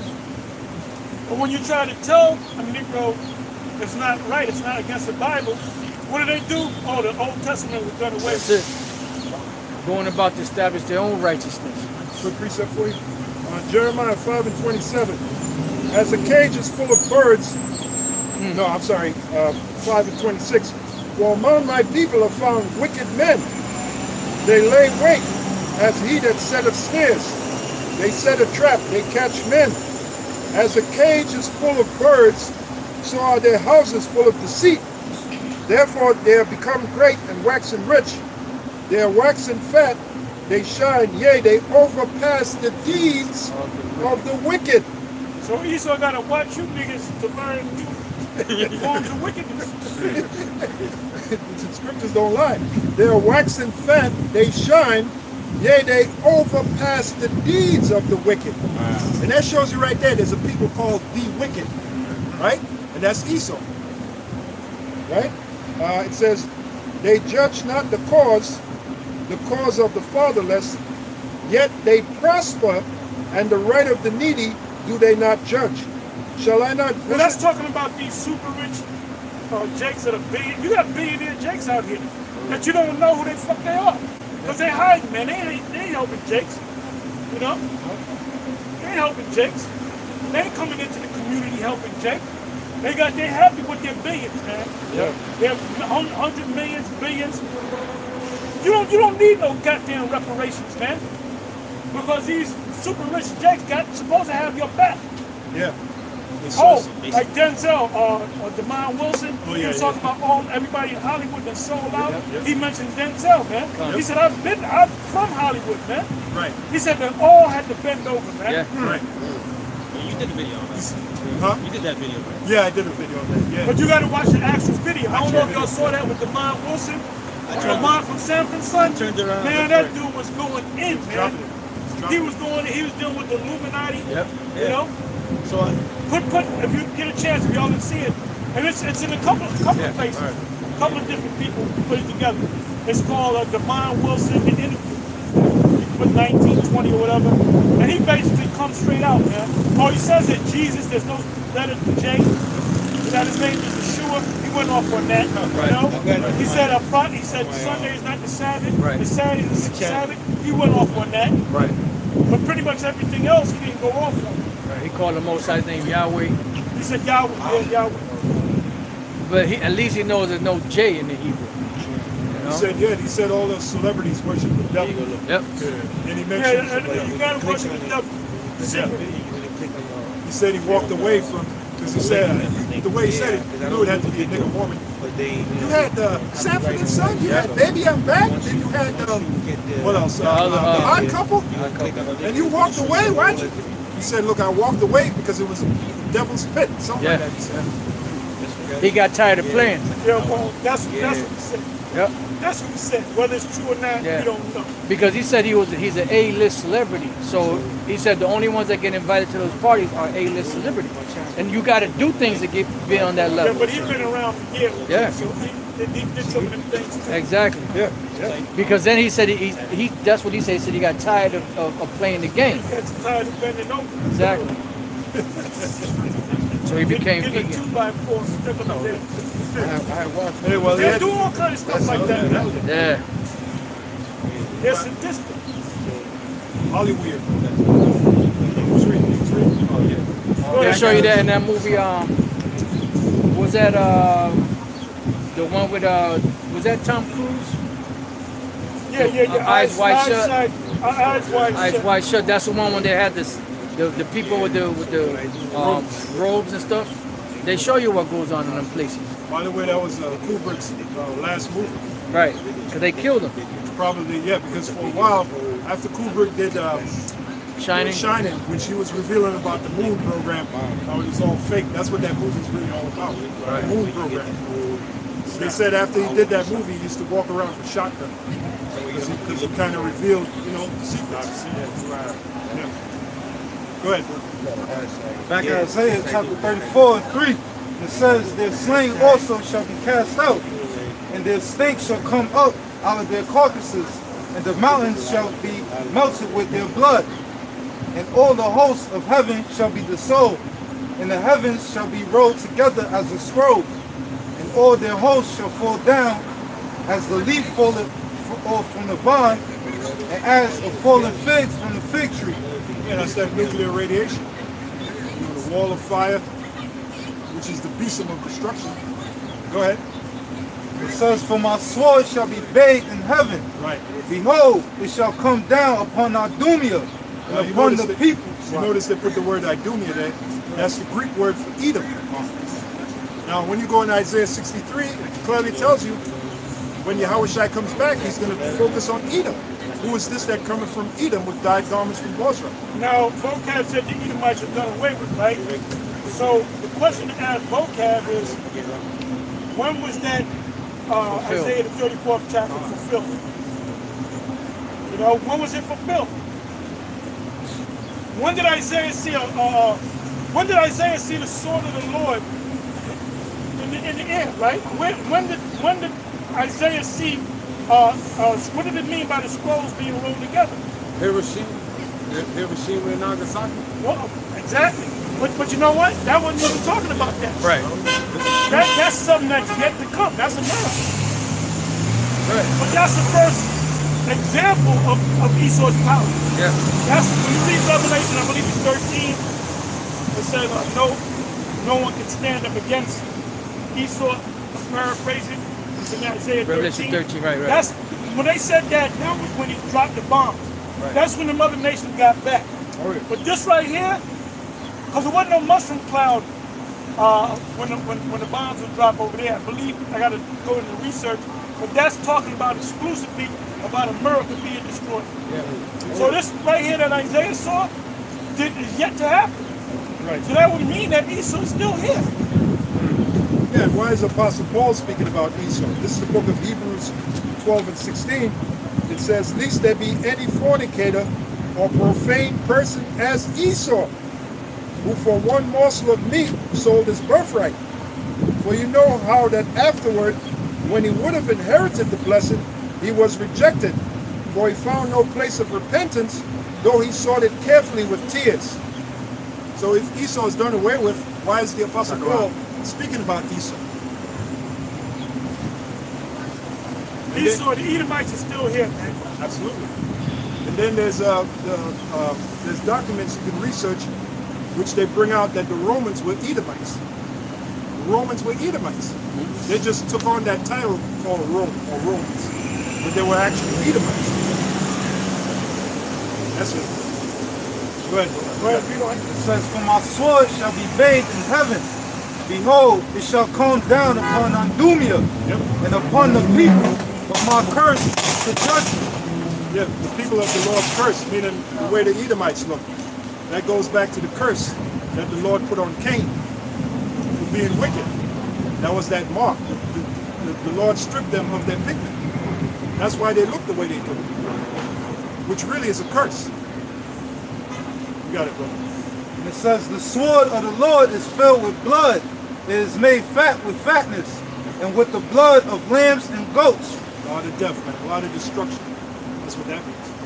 Go ahead. Those are the goats and bullocks and so forth. That does represent the other nations. They're going to be the fuel for the fight. So that's a sacrifice. America, as I always say, is an altar. The Most High put the spirit, like an altar is where the preacher speaks. The word preacher means prophet. All right?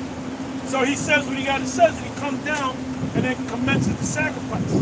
So you have to take an animal and kill it. So that animal is Esau. You won't see it. That America is nothing but an altar. Altar. Right. Yeah. You know? Go ahead, Al. So I looked up that what the apostle was saying about that Romans are Esau. So this is Torah.com. It says Esau, the ancestor of Rome. I'm gonna click on it. I'm opening it, and this is what the so-called Jews say. So-called Jewish rabbis. This is what they say, vocab, and you're in the politics for them. But those people that you represent are saying that the Edomites are the Romans, man. And we all know that Romans are so-called white people, which makes them Edomites. And you know what's heavy? Apostle Sarge just said America is the altar. And you go and see, that's why it's so important to learn words, learn the meaning of words. When you trace that word altar back to, I think it's the Italian, that's where you get the word alto, which means tall or high. And that's what America is. America is the high place. You know, the people are high, they're proud, right? This is like the highest place on the planet Earth, America. The most proudest place. And it's also called a valley. At the same time, it's so a valley. when you go to Ezekiel, it's high as far as riches and pomp and so forth, but it's low as far as morals. Right. You know, you a little boy, you felt like you should have been a girl, they'll make you a girl, man. You know? Do you know when you get a sex change operation, there's a psychological thing you got to go through too. You got to go to classes to learn how to act like a woman. You know who told me that? My cousin, Johanna brother. Because he used to pick up different people, and one stop he did, it was like a private bus. He would pick up people from a clinic that had their plumbing chains.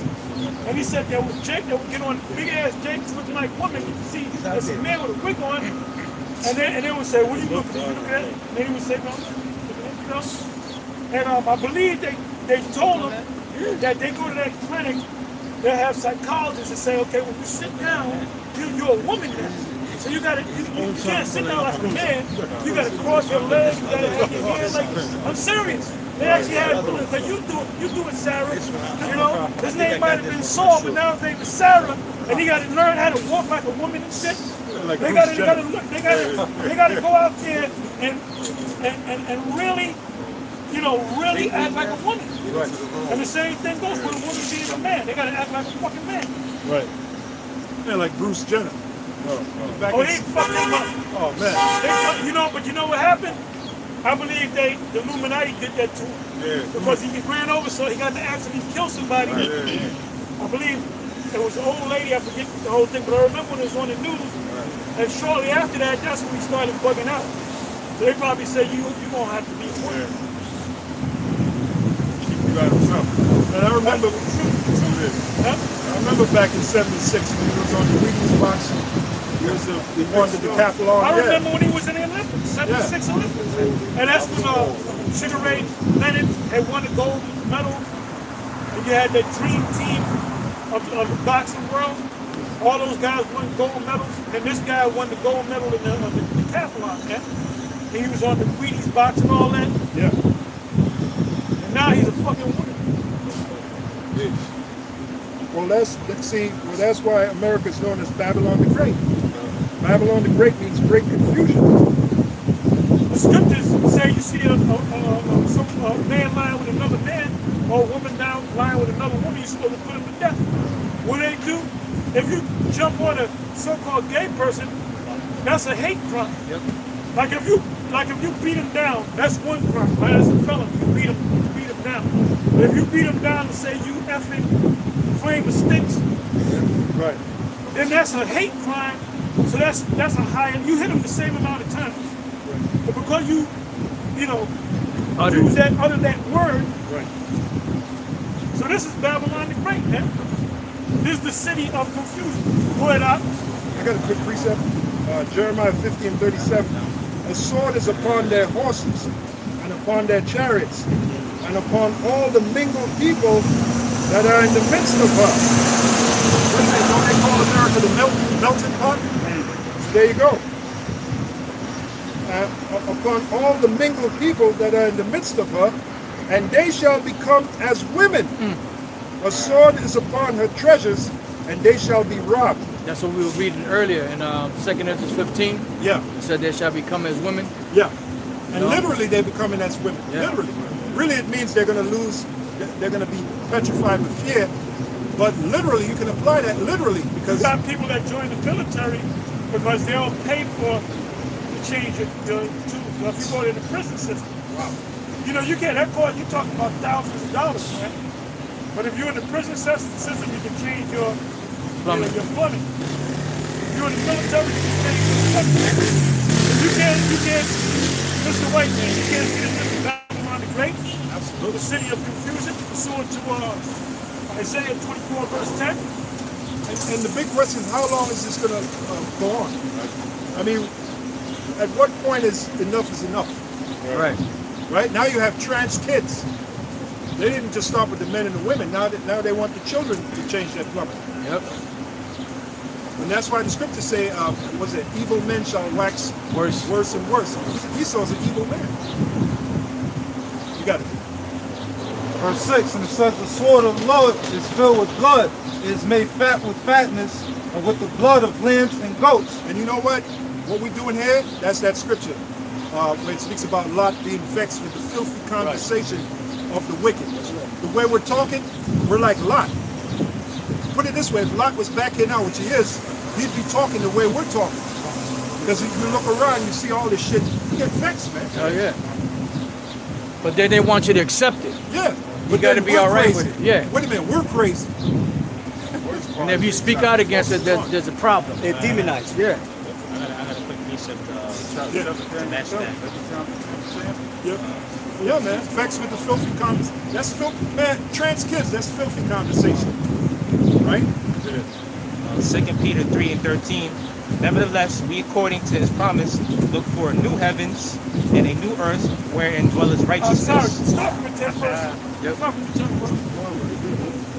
It's a lot of meat in that one. Oh, yeah.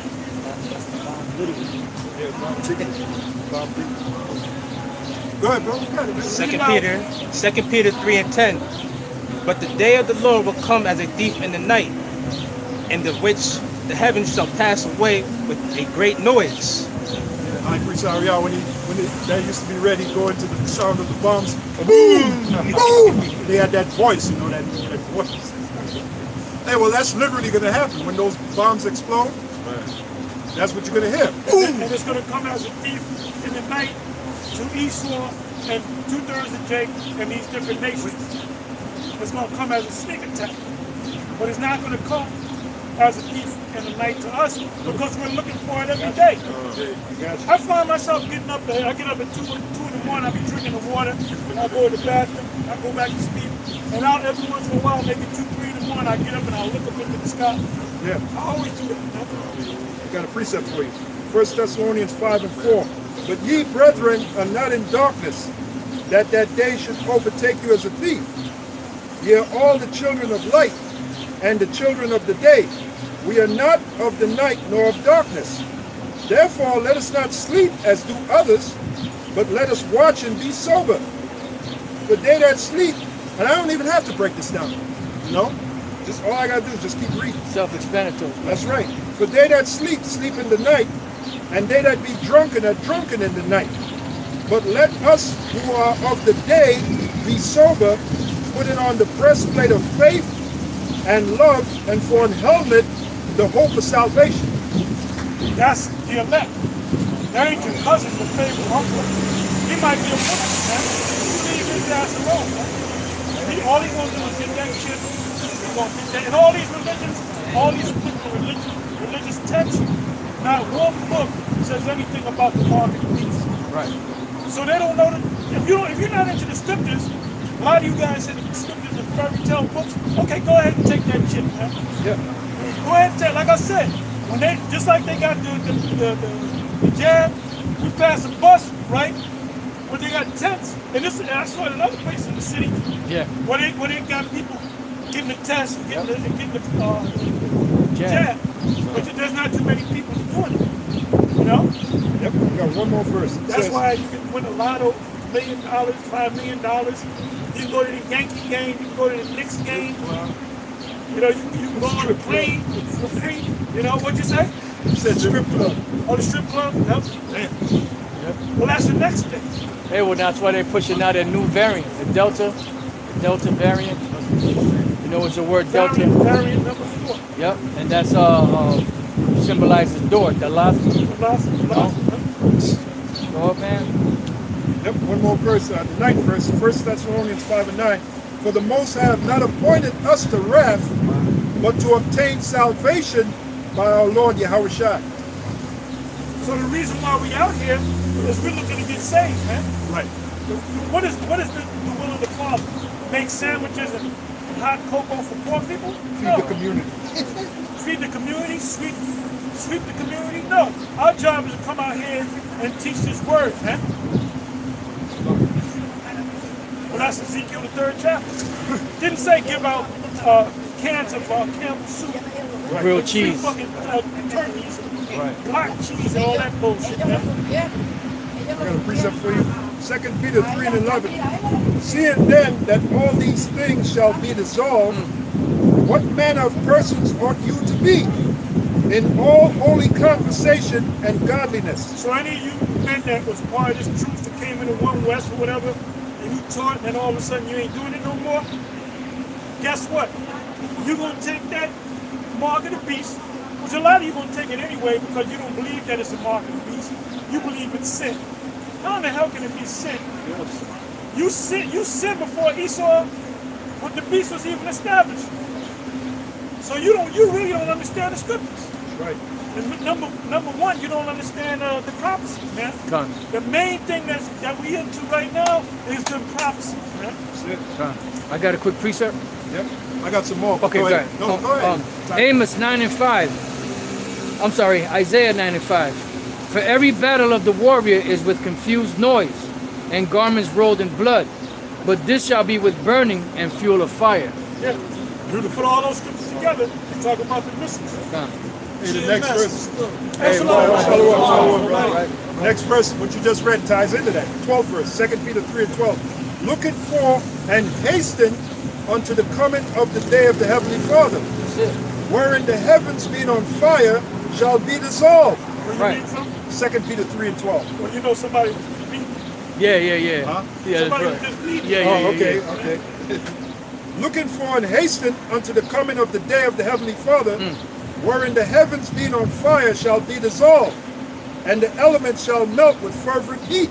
So you know it's got to be some real super hot fire, you know, to melt all this, you know, all these buildings Yeah. You know, cars, Yeah. People. tanks, people, planes, you know, trains, automobiles. You know, Yeah. and then you got metal. You know, you got coal and gas and natural gas and propane. That's it. Stairs and queers. Stairs and queers. That's it. And they're all gonna be on fire. Yeah.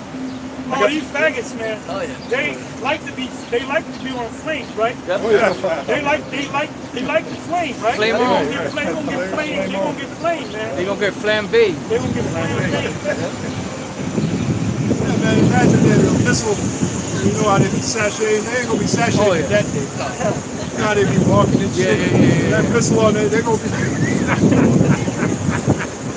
Forget about the sashaying. Straighten up.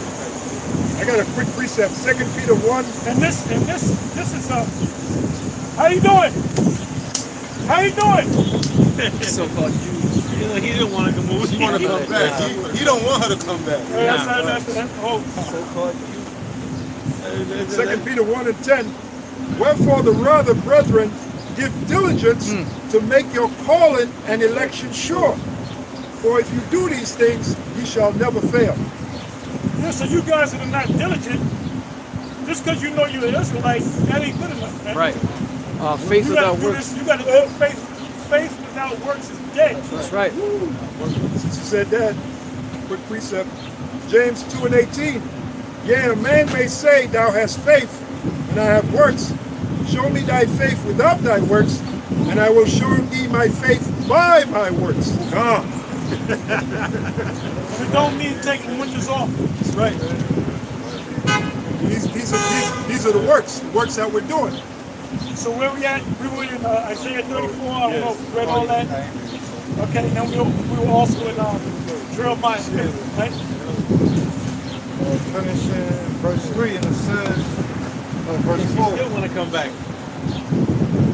Still want to come back. Keep arguing with him. Verse 6, Slocky. It says, with the fat of the kidneys of rams, for the Lord had a sacrifice in Basra and a great slaughter in the land of Idumea. Sacrifice. Basra was a capital city in Edom. So the modern day Basra would be America. Yep. America is known as Babylon, Assyria, Egypt, Sodom, Basra, Edom.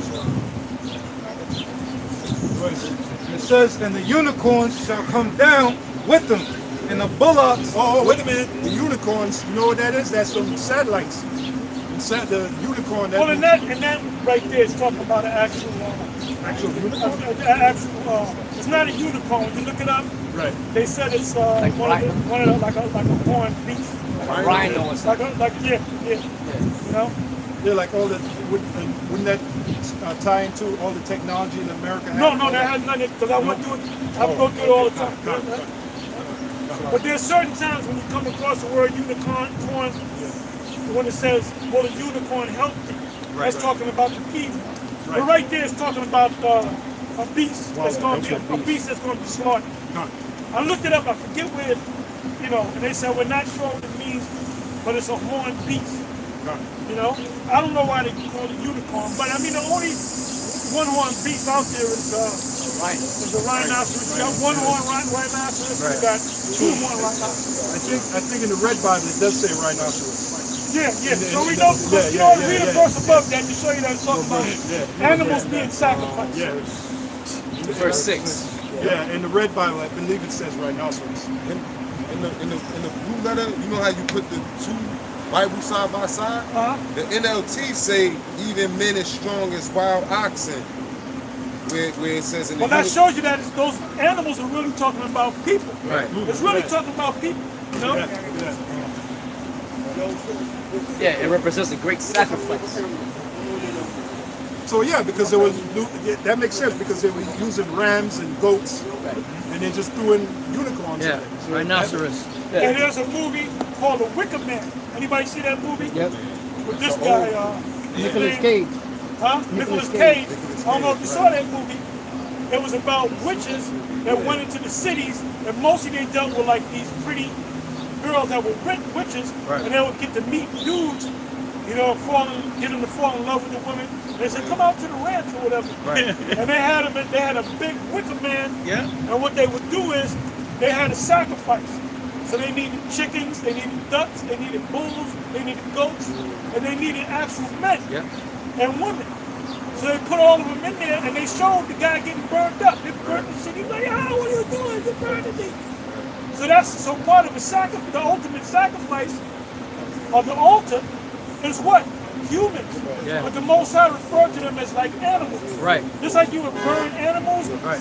the Most High gonna burn you humans. Yeah. Yeah. Because that's what the missiles is. It's a sacrifice. Yeah. Ain't no big deal. Fire. It's nothing but the Most High's ultimate sacrifice. Right. Fire. So, since you said that, Apostle, Ezekiel 24, beginning at the 3rd verse, let me start the 2nd verse. Son of man, write thee the name of the day, even of this same day, the king of Babylon set himself against Jerusalem this same day, and utter a parable unto the rebellious house, and say unto them, thus saith the Lord power, set on a pot, set it on, and also pour water into it. Gather the pieces thereof into it, even every good piece, the thigh and the shoulder, fill it with the choice bones. Take the choice of the flock and burn also the bones under it, and make it boil well, and let them sieve the bones of it therein. Wherefore thus saith the Lord power, woe to the bloody city, to the pot whose scum is therein, and whose scum is not gone out of it. Bring it out piece by piece, let no lot fall upon it. And that's parabolic for what? Right. The missiles. Right. But it's just using water. And, you know, it's not talking about the water, but it's parabolic. Right. Matthew 13 chapter, 38 verse. Somebody want to get that real quick? Read it real quick. This is the book of Matthew. And there it refers to an oven, that you're going to be cast into an oven. Matthew. What is that? Malachi, what's that? Malachi 4. 4, yep. 4 and 1. The day cometh that shall burn as an oven. And those ovens is talking about the ovens that you make the naan bread on. Right. You know? Yeah, done. When you make naan bread, Right. you take the dough and you throw it on the oven and it sticks. Right. And it cooks both sides. But one side is darker than the other. Ephraim is take not turn, right? And you take it out quick. Okay. On a burn. Right. So you put it on the stove and pull it out quick. That's why sometimes they burn the. Sometimes it burns. Right. Yep. Like when we get that naan, that That's nan. it. That's it. Hey, that pot, man, in Ezekiel 24, that pot's America. America is known as that melting pot. Right. Yeah, and the Lord said, bring all the bones. It's gonna be a stew. The choice pieces. It's gonna be a stew. Yeah, it's gonna. Well, the Lord is making the stew. Yeah. Matthew 13 and 38. The field is the world. The good seed are the children of the kingdom. Israelites. Next, start with the elect. Go ahead. But the tares are the children of the wicked one. The devil, Esau, Edomites, vocab. The enemy that sowed them is the devil. Spiritual demons, Satan. Right. The Go ahead. harvest is the end of the world, and the reapers are the angels. As therefore the tares are gathered and burned in the fire, so shall it be in the end of this world. The Son of Man shall send forth his angels, and they shall gather out of his kingdom all things that offend, and them which Vocab offense. All you Edomite scholars offend. All you jakes that are going against what we're teaching offend. False You know? masters. Yep. Yeah, you're an offense to the Lord. Hey, I always bring out the example of Eliphaz, which was one of Job's friends. Now the Lord told Eliphaz, you better go check out Job and have him make a sacrifice for you, because you said things about me that wasn't right when you were trying to comfort Job. That's in Job, the 42nd chapter. It says, and them which do iniquity, and shall cast them into a furnace of fire. There shall be wailing and gnashing of teeth. And the angel's not going to take Edomites and bung them up and throw them in a furnace of fire or oven. It's parabolic, you know, for the missiles taking this place out. Right. America's going to be a hot oven, man. Oh. And you're going to be the naan. You're going to be the garlic naan. Yep. Y'all know what I mean by naan? You know what I mean by naan? Naan? Naan is a bread. Like if you ever go to an East Indian restaurant Okay. and you order naan, you might say, give me an order of garlic naan or onion naan or cheese naan, right? It's dough that goes back to the ancient world, and what they do, they use like a big pot, but it's hot. If you touch it, man, your finger gonna burn off. And they take that dough and they slap it on there, and they leave it on there for maybe 10 seconds. They pull it off, and part of it's burnt. Yes. So that's what Esau's gonna be. You know, that's what Esau's gonna be. And the 2/3. I have Malachi 1 and 1. Go ahead, go ahead. Malachi 4 and 1. Yeah, Malachi 4 and 1. For behold, the day cometh that shall burn as an oven. Now and stop right there. Now you thinking that you put your oven up to 450, normally 400. You can put your hand in there, man. You can touch something, get a little burn. Yeah. You can put something in there, you gotta wait for it to go. Ancient ovens, man. Yeah. But as soon as you touched it, you better pull it right off, man. Oh, that goes back to The Daniel. When Nebuchadnezzar said, make the oven 7 times hotter than it normally is. Right. And it then said, I'm sorry. it said that the strong man burnt up trying to bring the The 3 holy children. Yeah. Yeah, and then when he threw them in the fire, he looked in the fire and he saw a 4th person. Yeah, I was representing your house shop. Yeah, he said, I see 4 people in there. Now what happened? What did the Lord do? Well, they wasn't touching fire. Force field. What did the Most High do with Lot, his wife, and his daughter? They put a force field half his back. back. Yep. So they said, don't turn around because the Most High didn't tell them that I got a force field covering you. But in the front, there's no force field. So I'm just saying that's what No, it makes sense. It makes sense. You know? It makes sense. Yeah. I'm not saying that's exactly what it means, but it only makes sense. Yeah. All right? Yeah. So she turned around, and the force field went like this. Bang. Yep. Boom! Yeah. Hit it. She got the full brunt of it. Totally dehydrated her, man. Right. She just baked, she just fried right there. But that was good for that bitch. Yeah. She was loving. She was loving. Hey, you show the song?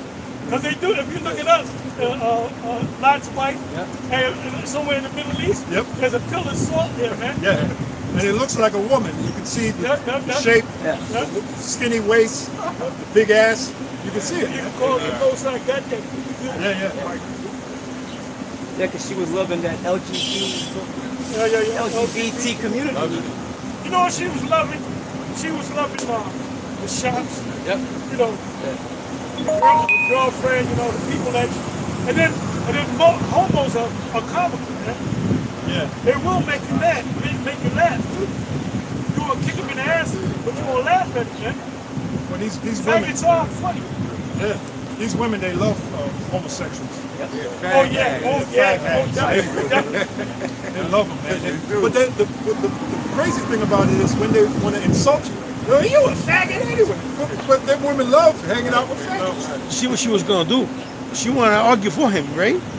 The one that just passed because Apostle Tahar was saying something about them while he was looking at him like all twisted, like, and she was like, "Let's go back, let's go back, let's," you know. So she wanted to defend him.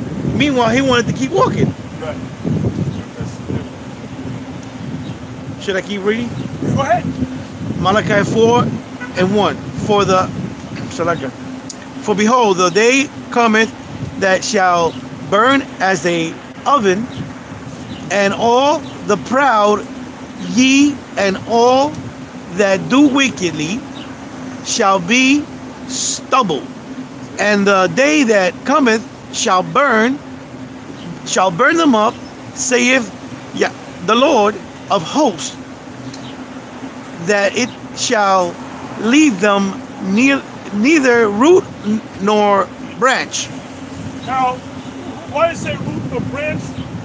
Because there's going to be nothing left. Right. The root, you chop the tree down to the stump, the roots will make it grow back up again. So the Most High going to pull them up from the roots and burn the roots, man, and burn the branches. The branches represent what? Your offspring. Right. So there ain't going to be no Edomites in space somewhere hanging out. Edomites in Because the space. Most High going to use the angels to bring them back down. Ain't no Edomite going to escape. Not one. Go ahead. Isaiah 14 and 21. Prepare slaughter for his children, for the iniquity of their fathers, that they do not rise, nor possess the land, nor fill the face of the world with cities. It said root or branch. It is. That's it. Yeah, so when Esau's, when his system is done away with, the only ones that's going to be left are the Edomites in Europe and around the world, and the 10th. And then we're going to have spiritual power, so we can look in their spirit and say that's an Edomite, that's a Moabite, that's a Ishmaelite, and we're going to put them back in order. Yep. Our job is to put them back in order. And then the Edomites, they're going to go into hardcore slavery. And the other nations, they're not going to go into hardcore slavery like Esau, but they're going to be under us, man. They're going to be slaves under us. Oh, somebody hold up Isaiah 6. Can you get that? Go ahead. Isaiah 24 and 21. And it shall come to pass in that day that the Lord shall punish the host of the high ones that are on high, and the kings of the earth upon the earth. And they shall be gathered together as prisoners are gathered in the pit. And they shall be shut up in the prison, and after many days shall they be visited. That's the Could you read that again? Oh, yeah. Read that again. Name the chapter and verse and read it again. And somebody tell me what that means. Maybe somebody like you, vocab. Isaiah 24. And vocab, you said slavery. I put the video together. I put it up when I get back to the grid. Oh, you know what? I should have started at 19th verse. Isaiah 24:19. The earth is... You should really start at 10. Okay. Isaiah 24:10. The city of confusion is broken down. Every house... Hold up now. What does the word Babylon mean? Confusion. It means, Babel means confusion. It means confusion. Right. So right here in the scriptures, they not even using the word Babylon. They're just saying the city of confusion. It's the city of confusion is Babylon, which is America. It's broken down. How you get around that? And we're not saying this because we woke up one day, Right. a white man stepped on my shoe and I'm mad at the white man, and I'm just going to get on him. Now I'm going to make, those are white people, I'm going to call them Edomites. Right. No, we're telling you this because it's the truth. Yeah. Because we're the prophets. Which makes you vocab a false prophet. Right. Isaiah 24:10. The city of confusion is broken down. Every house is shut up, that no man may come in. There's a cry for wine in the streets. All joy is darkened. The mirth of the land is gone. In the city is left desolation, and the gate is smitten with destruction. When thus it shall be in the midst of the land among the people, there shall be a shaking of an olive tree, and as the gleaning breaks when the vintage is done, they shall lift up their voice, they shall sing for the majesty of the Lord, they shall cry aloud from the sea. Now you know what that's talking about? The elect that are delivered from America. Exactly. Right. We're going to be on those chariots, and we're going to be praising as we're looking down, seeing America burning red hot like the sun. And Seth is going to sing the song of Moses. Yeah. And Revelation 15. Yeah. So we're going to sing the song of Moses, man. That's it. Go ahead, You said you wanted Isaiah 6? You said you wanted Isaiah 6? I didn't say that, but I was thinking about it. But since, well, maybe the Spirit told me to think that, but I was thinking, I didn't say it. But go ahead and read it. Go right to the point. Well, 6 and 9. You're looking for 9 verse. Yeah. Isaiah 6 and 9. Yep. And he said, go and tell this people, hear ye indeed, but understand not, and see ye indeed, but perceive it not. Make the heart of this people fat, make their ears heavy. Those are the Israelites that just can't get it. No matter how we try to break it down, they can't get it, man. Because there's an actual angel blinded them, man. Meaning working on their minds so they don't understand. Right. That Greek sword set, brother. Right. Going back to Genesis. Right. Because there's angels around us. You just can't see them. They're around us. Now, if you can understand, that means the angels around you, they're working on your mind. They tell you, okay, they're whispering in your mind. And you get the understanding. But then there's angels around certain Israelites that make them, not get keep it. them from understanding. And that's why they buck up against it. They talk shit. Right. And that's what you're reading here. You're reading there. Go ahead, bro. Make the heart of this people fat, and make Remember, their right? ears The heavy. scripture said, bless, what is that? Psalm 103 and 20. Bless, O Lord, ye angels that excel in strength, that hearken unto his commandments. So the Heavenly Father, he'll send certain angels to make a guy understand, or he'll also send certain angels to keep him from understanding. That's how it works. Yeah. Yep. Go ahead. And shut their eyes, Shut their eyes. They can't get it. Go ahead. Yeah. lest they see with their eyes, and Lest hear they with see their with their ears, eyes. Go ahead. and understand with their heart, Yep. the cup, and convert, and be healed. Yep. That's why they do what they do. They might walk by and fan their hand. That's the angel time. Just keep moving. Just keep moving. Yeah, the Most High put a blinder on it. Right. The Most High choose somebody to open their eyes, and the next guy, we got a blind over it, right? Right. Yeah, how much I say he got the key of David that openeth and no man shut. Woo! As a matter of fact, I'm gonna show y'all, man. Daniel, when the Lord told the angel, what is that? Daniel, the Lord told angel, I think it was Angel Gabriel. He said to make this man understand the vision. What is that? That's That might be the 9th chapter. Yeah, which proves my point. Daniel, Could be 10. Could be 10. yeah, make this man. Daniel.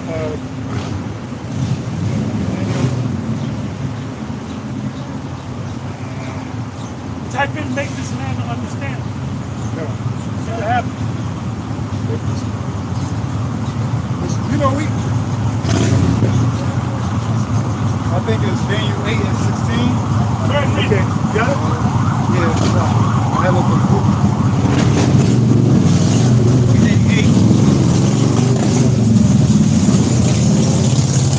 Yeah, there it is. That's it. You got it, brother. They got to be extra. It's the book of Daniel, chapter 8, verse 16. Start at 15. Start at 15. This is Daniel, chapter 8, verse 15. And it came to pass when I, Daniel, had seen the vision, Right. and sought for the meaning, then behold, there stood before me as the appearance of a man. Was that a man? No, that was an angel. Now check out the next verse. And I heard a man's voice between the banks of Ulai, which called and said, Gabriel, make this man to understand the vision. That's it. That's it. That's it. Come on, man. That Gabriel was an angel. Make this man to understand the vision. Back to what I just said. Yeah, because Guess what? And you still didn't understand. We understand. Right. Yeah. Which means we got 100% truth. Right. Because that's why Yahushua told his disciples, there are many prophets that have desired to see the things that you've seen and have not seen them. You see, now we're back in this generation. Now we understand. We got the full understanding of what was written. We were about, there you know. back then. We were the Right. prophets back then coming back in our life. That's right. That's also in Daniel 12. That's right. Daniel came back in his life. Daniel was not a manager at McDonald's. You know? uh-oh, maracas. It's maracas. Yeah, that's comedy relief. Yeah. Right in tune, right in tune. I got a precept there, Psalm 103, because a lot of people don't know, man, the angels, they got heavy jobs, man. Yeah. The angels, not only do they protect you, bro, they whisper in your mind. They tell you, like, you might be saying, you know what, I'm going to walk down the street. All of a sudden, you'd be like, you know what, forget that, I'm going to walk this way. That's a You know bad why? jam. The angel told you walk that way. They put it in your mind, because maybe if you walk that way, you might have got hurt. So the angel is protecting you, man. Yeah. I got something real quick. Yeah, go ahead. Hebrews 1:13. But to which of the angels said he at any time, sit on my right hand until I make thine enemies thy footstool? Right. Are they not all ministering spirits sent forth to minister to them that who shall be heirs of salvation? Who's that? That's you brothers coming in the truth. Heir to salvation. What's an heir? Someone who's going to inherit something. Right. So, and then the scriptures tell us we were chosen even before the earth was created. So we're them same spirits coming back in these bodies. It's Unto just a which body. one of the angels, what angel was he talking about? Sit down. Which angel sat on the right hand side of the Lord? Of the Most High? Thank you. Yahushua. Yeah. So the angels, man, they got a heavy job, man. They protect us, they enlighten us. You know? Because the Lord told David, he spoke about his son Solomon, that was Yahushua. Yep. Y'all can see that, right? That Solomon came back as our Lord. So now, if you can see that, that means you can understand reincarnation, and that's something that vocab can't understand. Can't get it. He can't get it. Even though we show him the scriptures, he can't get it. But You know? Time and time again, I keep thinking about that. I think he was just set up especially to come at GMS. Well, the Heavenly Father Oh, set yeah. him up. Oh, yeah. The Heavenly Father set that Well, guy. yeah, of course. Yeah, at the end of the day, what's it say? Man's goings are of the Lord. How can a man then understand his own way? Right? Proverbs 20 and 24. He don't even understand what the fuck he's doing. But the Heavenly Father put that spirit on him to do. Yeah, he wasn't no regular guy. He's a major guy that was back there in the Back then. past. Yeah. right. And he's coming back in his lot to do it all over again. That's why the And scriptures. everything he says, we show him that you went off on this and you went off on that. He even confronted us. What were we talking about? 2 years ago? He even confronted us, man, with his crew. Yeah. And they got confounded. They got confounded. Hey, the big dude, he was right next to me. He said, "Good bill, good bill." Yeah, Jay, I'm still looking for that picture that where he's bowing to Apostle Yeah. Tar. I'm still looking for that piece. And that very day, Pastor Tar was wondering if we represented the word correctly, rightly. And that very day, there was a bunch of chariots, so-called UFOs. that we saw. right after Vocab and his crew turned the corner and G-Man came out. Yep. Yep. G-Man saw him, Yeah. but Vocab didn't see him. Right after they left, man, The whole a crew. bunch of chariots just rolled up. And then I said to Apostle Tar, that was the confirmation. Yeah, we did rep the word right. Because there was a lot of arguing and shit. Yeah. So we were kind of wondering that if we, Yeah, it was a lot of 5 and 6 people talking at the same time. Right. We figured that you couldn't hear anything, but we did. With the video, Yeah. you could hear, Yeah. But there was a lot of commotion, man. Right, right. And it took Vocab a year. It took him a year to dissect the video And put up try to Yeah, make because us he look went to bad. all these different camps. He put it up quick, Yep. but he didn't put up our video. We figured he him a was year. never going to put up that video. Right. Then all of a sudden, it was in August. Right. Next year, July, August, which was a year from today, he put the video up. Right. Finally Chopped put it it up, chopped it a little Chopped bit it here up and there. to try to make us look bad. But guess what we did? We took the video and we chopped it up our way, man. Right. That's why we say we like you, Vocab. We love you, man. Keep up the bad work, man. Keep it coming, man. Keep it coming, bro. You set them up, we knock them down. Go ahead. That was it on that. I read Hebrew. Somebody else was reading. I want to go back to Isaiah 6.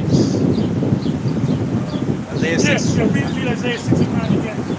Isaiah 6 and 9, and he said, "Go and tell this people, hear ye indeed, but understand not." So that's the Heavenly Father speaking to the angel. Going, they hear our words, but they can't get it. Right, the angel's right there to block their minds. Yeah. Hey, well, that's that scripture, the parable of the sower seed. It said that when it enters, Satan comes and takes it away. So the angel don't allow the understanding to go through. Most I can open your eyes and close it back. Yep, that's right. That's why King David said, what is that, Psalm 51:11? He said, "Take not away from me thy Holy Spirit." Meaning, don't take this truth out of me. And like Saul, that's what happened to Saul. Right. Saul disobeyed the orders of the Most High through Samuel, and then he didn't feel the presence of the Lord no more. Then he went to Samuel, and when Samuel was already dead, he said, "Why disquieted me from my sleep?" Right. And they do sleep. The scripture on that is Isaiah, what is that, Isaiah 51? Either Isaiah 51 or Isaiah 57. 57:1. Isaiah 57:1. Right. I got a quick precept for you. Go ahead. Hebrews 4:1 and 2. Let us therefore fear, lest the promise being left us of entering into his rest, any of you should seem to come short of it. For unto us was the gospel preached, as well as unto them. But the word preached did not profit them, not being mixed with faith in them that heard it. And anybody that falls off is because they lost faith. Lost faith. And we waited for years. You hope that you can see a UFO, and now there's UFOs all over the place with your chariots, man. And even Esau, when Esau come to say it, you can't call us crazy no more, man. The only thing that they failed to say, admit, is that they're angels. Oh, that's Chinese technology, that's Russian technology, that's a weather balloon. You ain't saying nothing about the fact that it could be an angel. Go ahead, brother. Somebody, I was watching an interview, and there's a top guy in like the Pentagon. He said, well, if you read your Bible, you will understand what the UFOs are. Whoa. So he said that. Whoa. They know. And these people in the military, the Air Force, they see a lot of unexplained things. And a lot of those people in the military, part of a Christian upbringing is to be a part of the military. Most of these people that join the military are Christian people, man. They come from Christian families and they read the Bible. And then they watch us. Oh, Barack, he's one of the elders out of the West Coast, out of LA. He said he came in the truth. He was stationed, he was a Marine, I believe, stationed in Japan, and all he used to do was, he was on, what do you call that, a base somewhere in Japan, and all he would do was practice martial arts, and then he would watch the GMS videos. Right. And now he's a top teacher. Yep. And he said that the UFOs are demonic. Well, that's what they've been saying. That's what they've been saying. They say it's demonic. Yes, demonic to them. Yeah. I got a script. They look at us as demonic, man. Enter into the house of the thief. Well, there is two sides. I'm sorry, there is two sides to the Most High's work. They got the left side and they got the right side. Well, the Most High can send demons. You know, the Most High can send demons. He can send them in them ships too. This is Jeremiah 10:1-2. Hear ye the word which the Lord spaketh unto you, O house of Israel. Thus saith the Lord, learn not the way of the heathen, and be not dismayed at the signs of heaven. Well, they're being dismayed at the signs of heaven. And so we got 144 reports. For the heathen are dismayed at them. So that proves that anybody that say that about the chariots, they're a heathen, right? Which is another word for heathenism. They don't have the faith. They don't have the understanding. They don't understand the scriptures, which means they're not chosen. They're not called. They're not chosen. Yep. They're made for the barbecue. Yeah, they're made for the barbecue. Like the scriptures say, they're fuel for the fire. Right. That's right. Go ahead. You was reading, right? Yeah, I was in Isaiah. Can I bring something up? Yeah. This is the book of Zechariah, chapter 5, and verse 1. And it says, then I turned and lifted up my eyes and looked, and behold, a flying robe. Yeah, flying robe. That's a chariot. And he said unto me, what seest thou? And I answered, I see a flying robe. The length therein is 20 cubits, and the breadth thereof is 10 cubits. It was a relatively small ship. Yeah, Esau called it the tic-tac. Does it look like a tic-tac? It's like long, So that's what the prophet saw. Yeah. Zechariah. Then said we're also flying, man. Yeah. Go ahead. Then said he unto me, this is the curse that goeth forth over the face of the whole earth. Wait a minute. To us, the chariots ain't a curse. Right. That's our instrument of salvation. Right? Swing low, sweet chariot, coming for to carry me home. But why does it say a curse there? It's a curse to Esau and the other nations. There's another song called Should Be Coming Around the Mountain. Yep. But it was sung differently. And that was also sung by slaves, that they saw chariots coming around the mountain.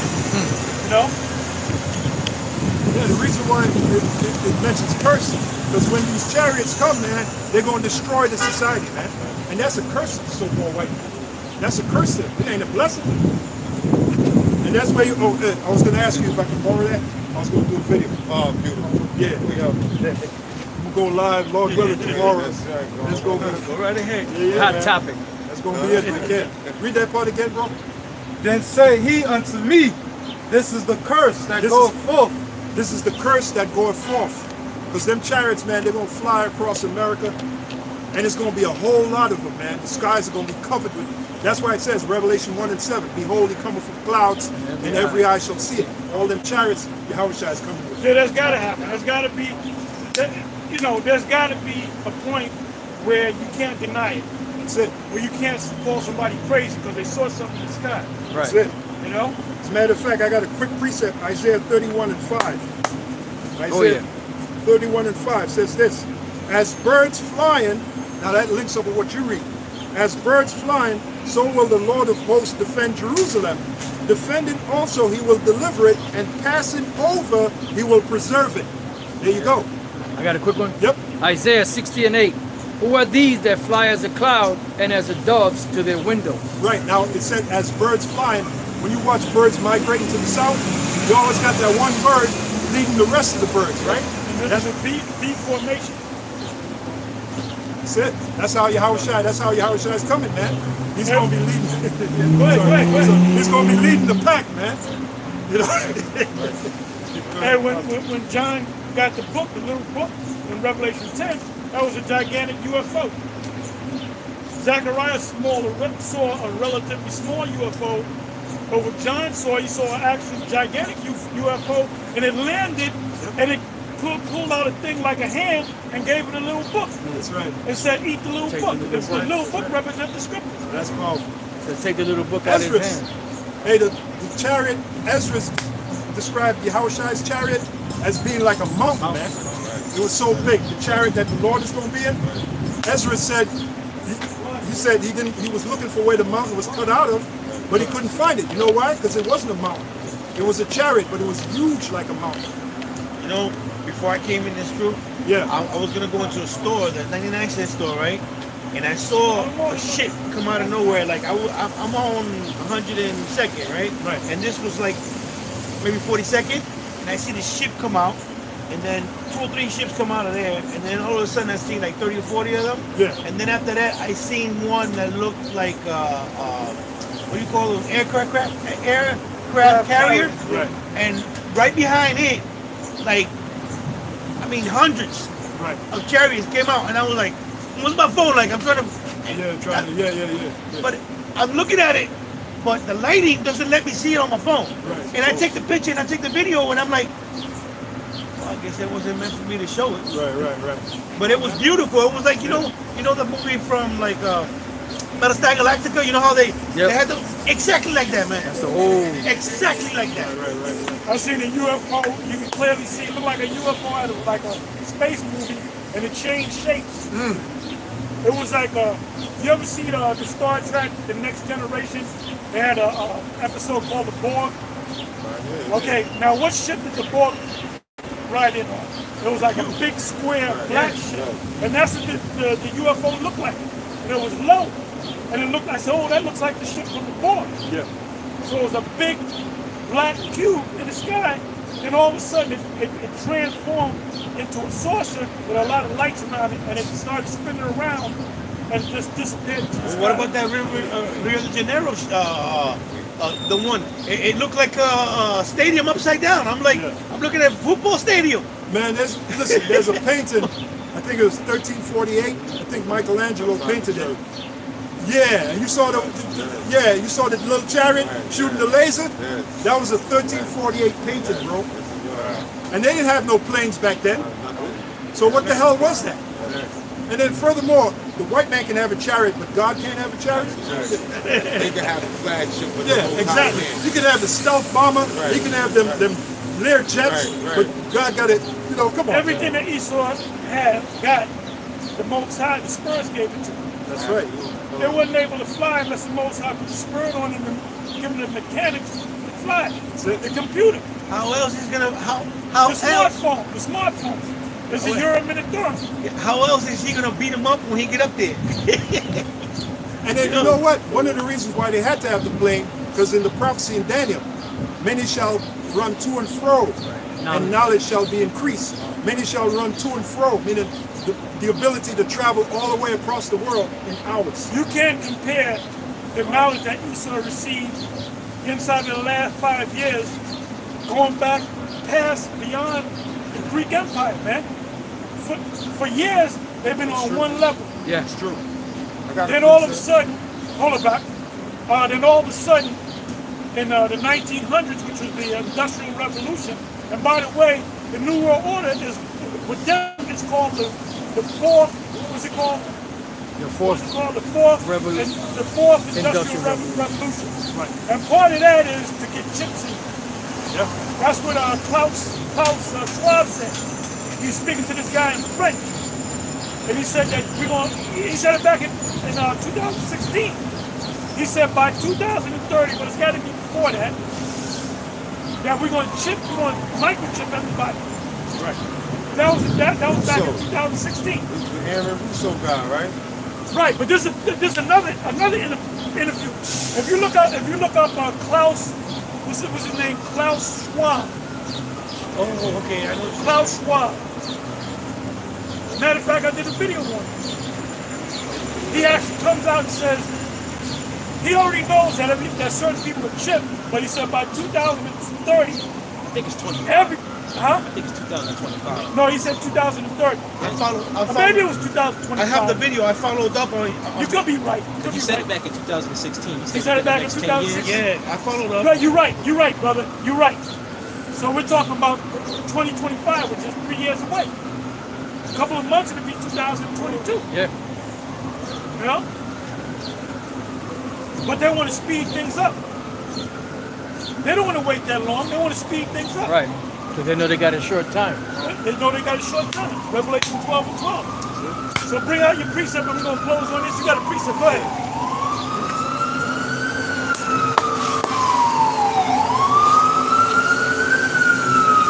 I could have told you the white man was the devil.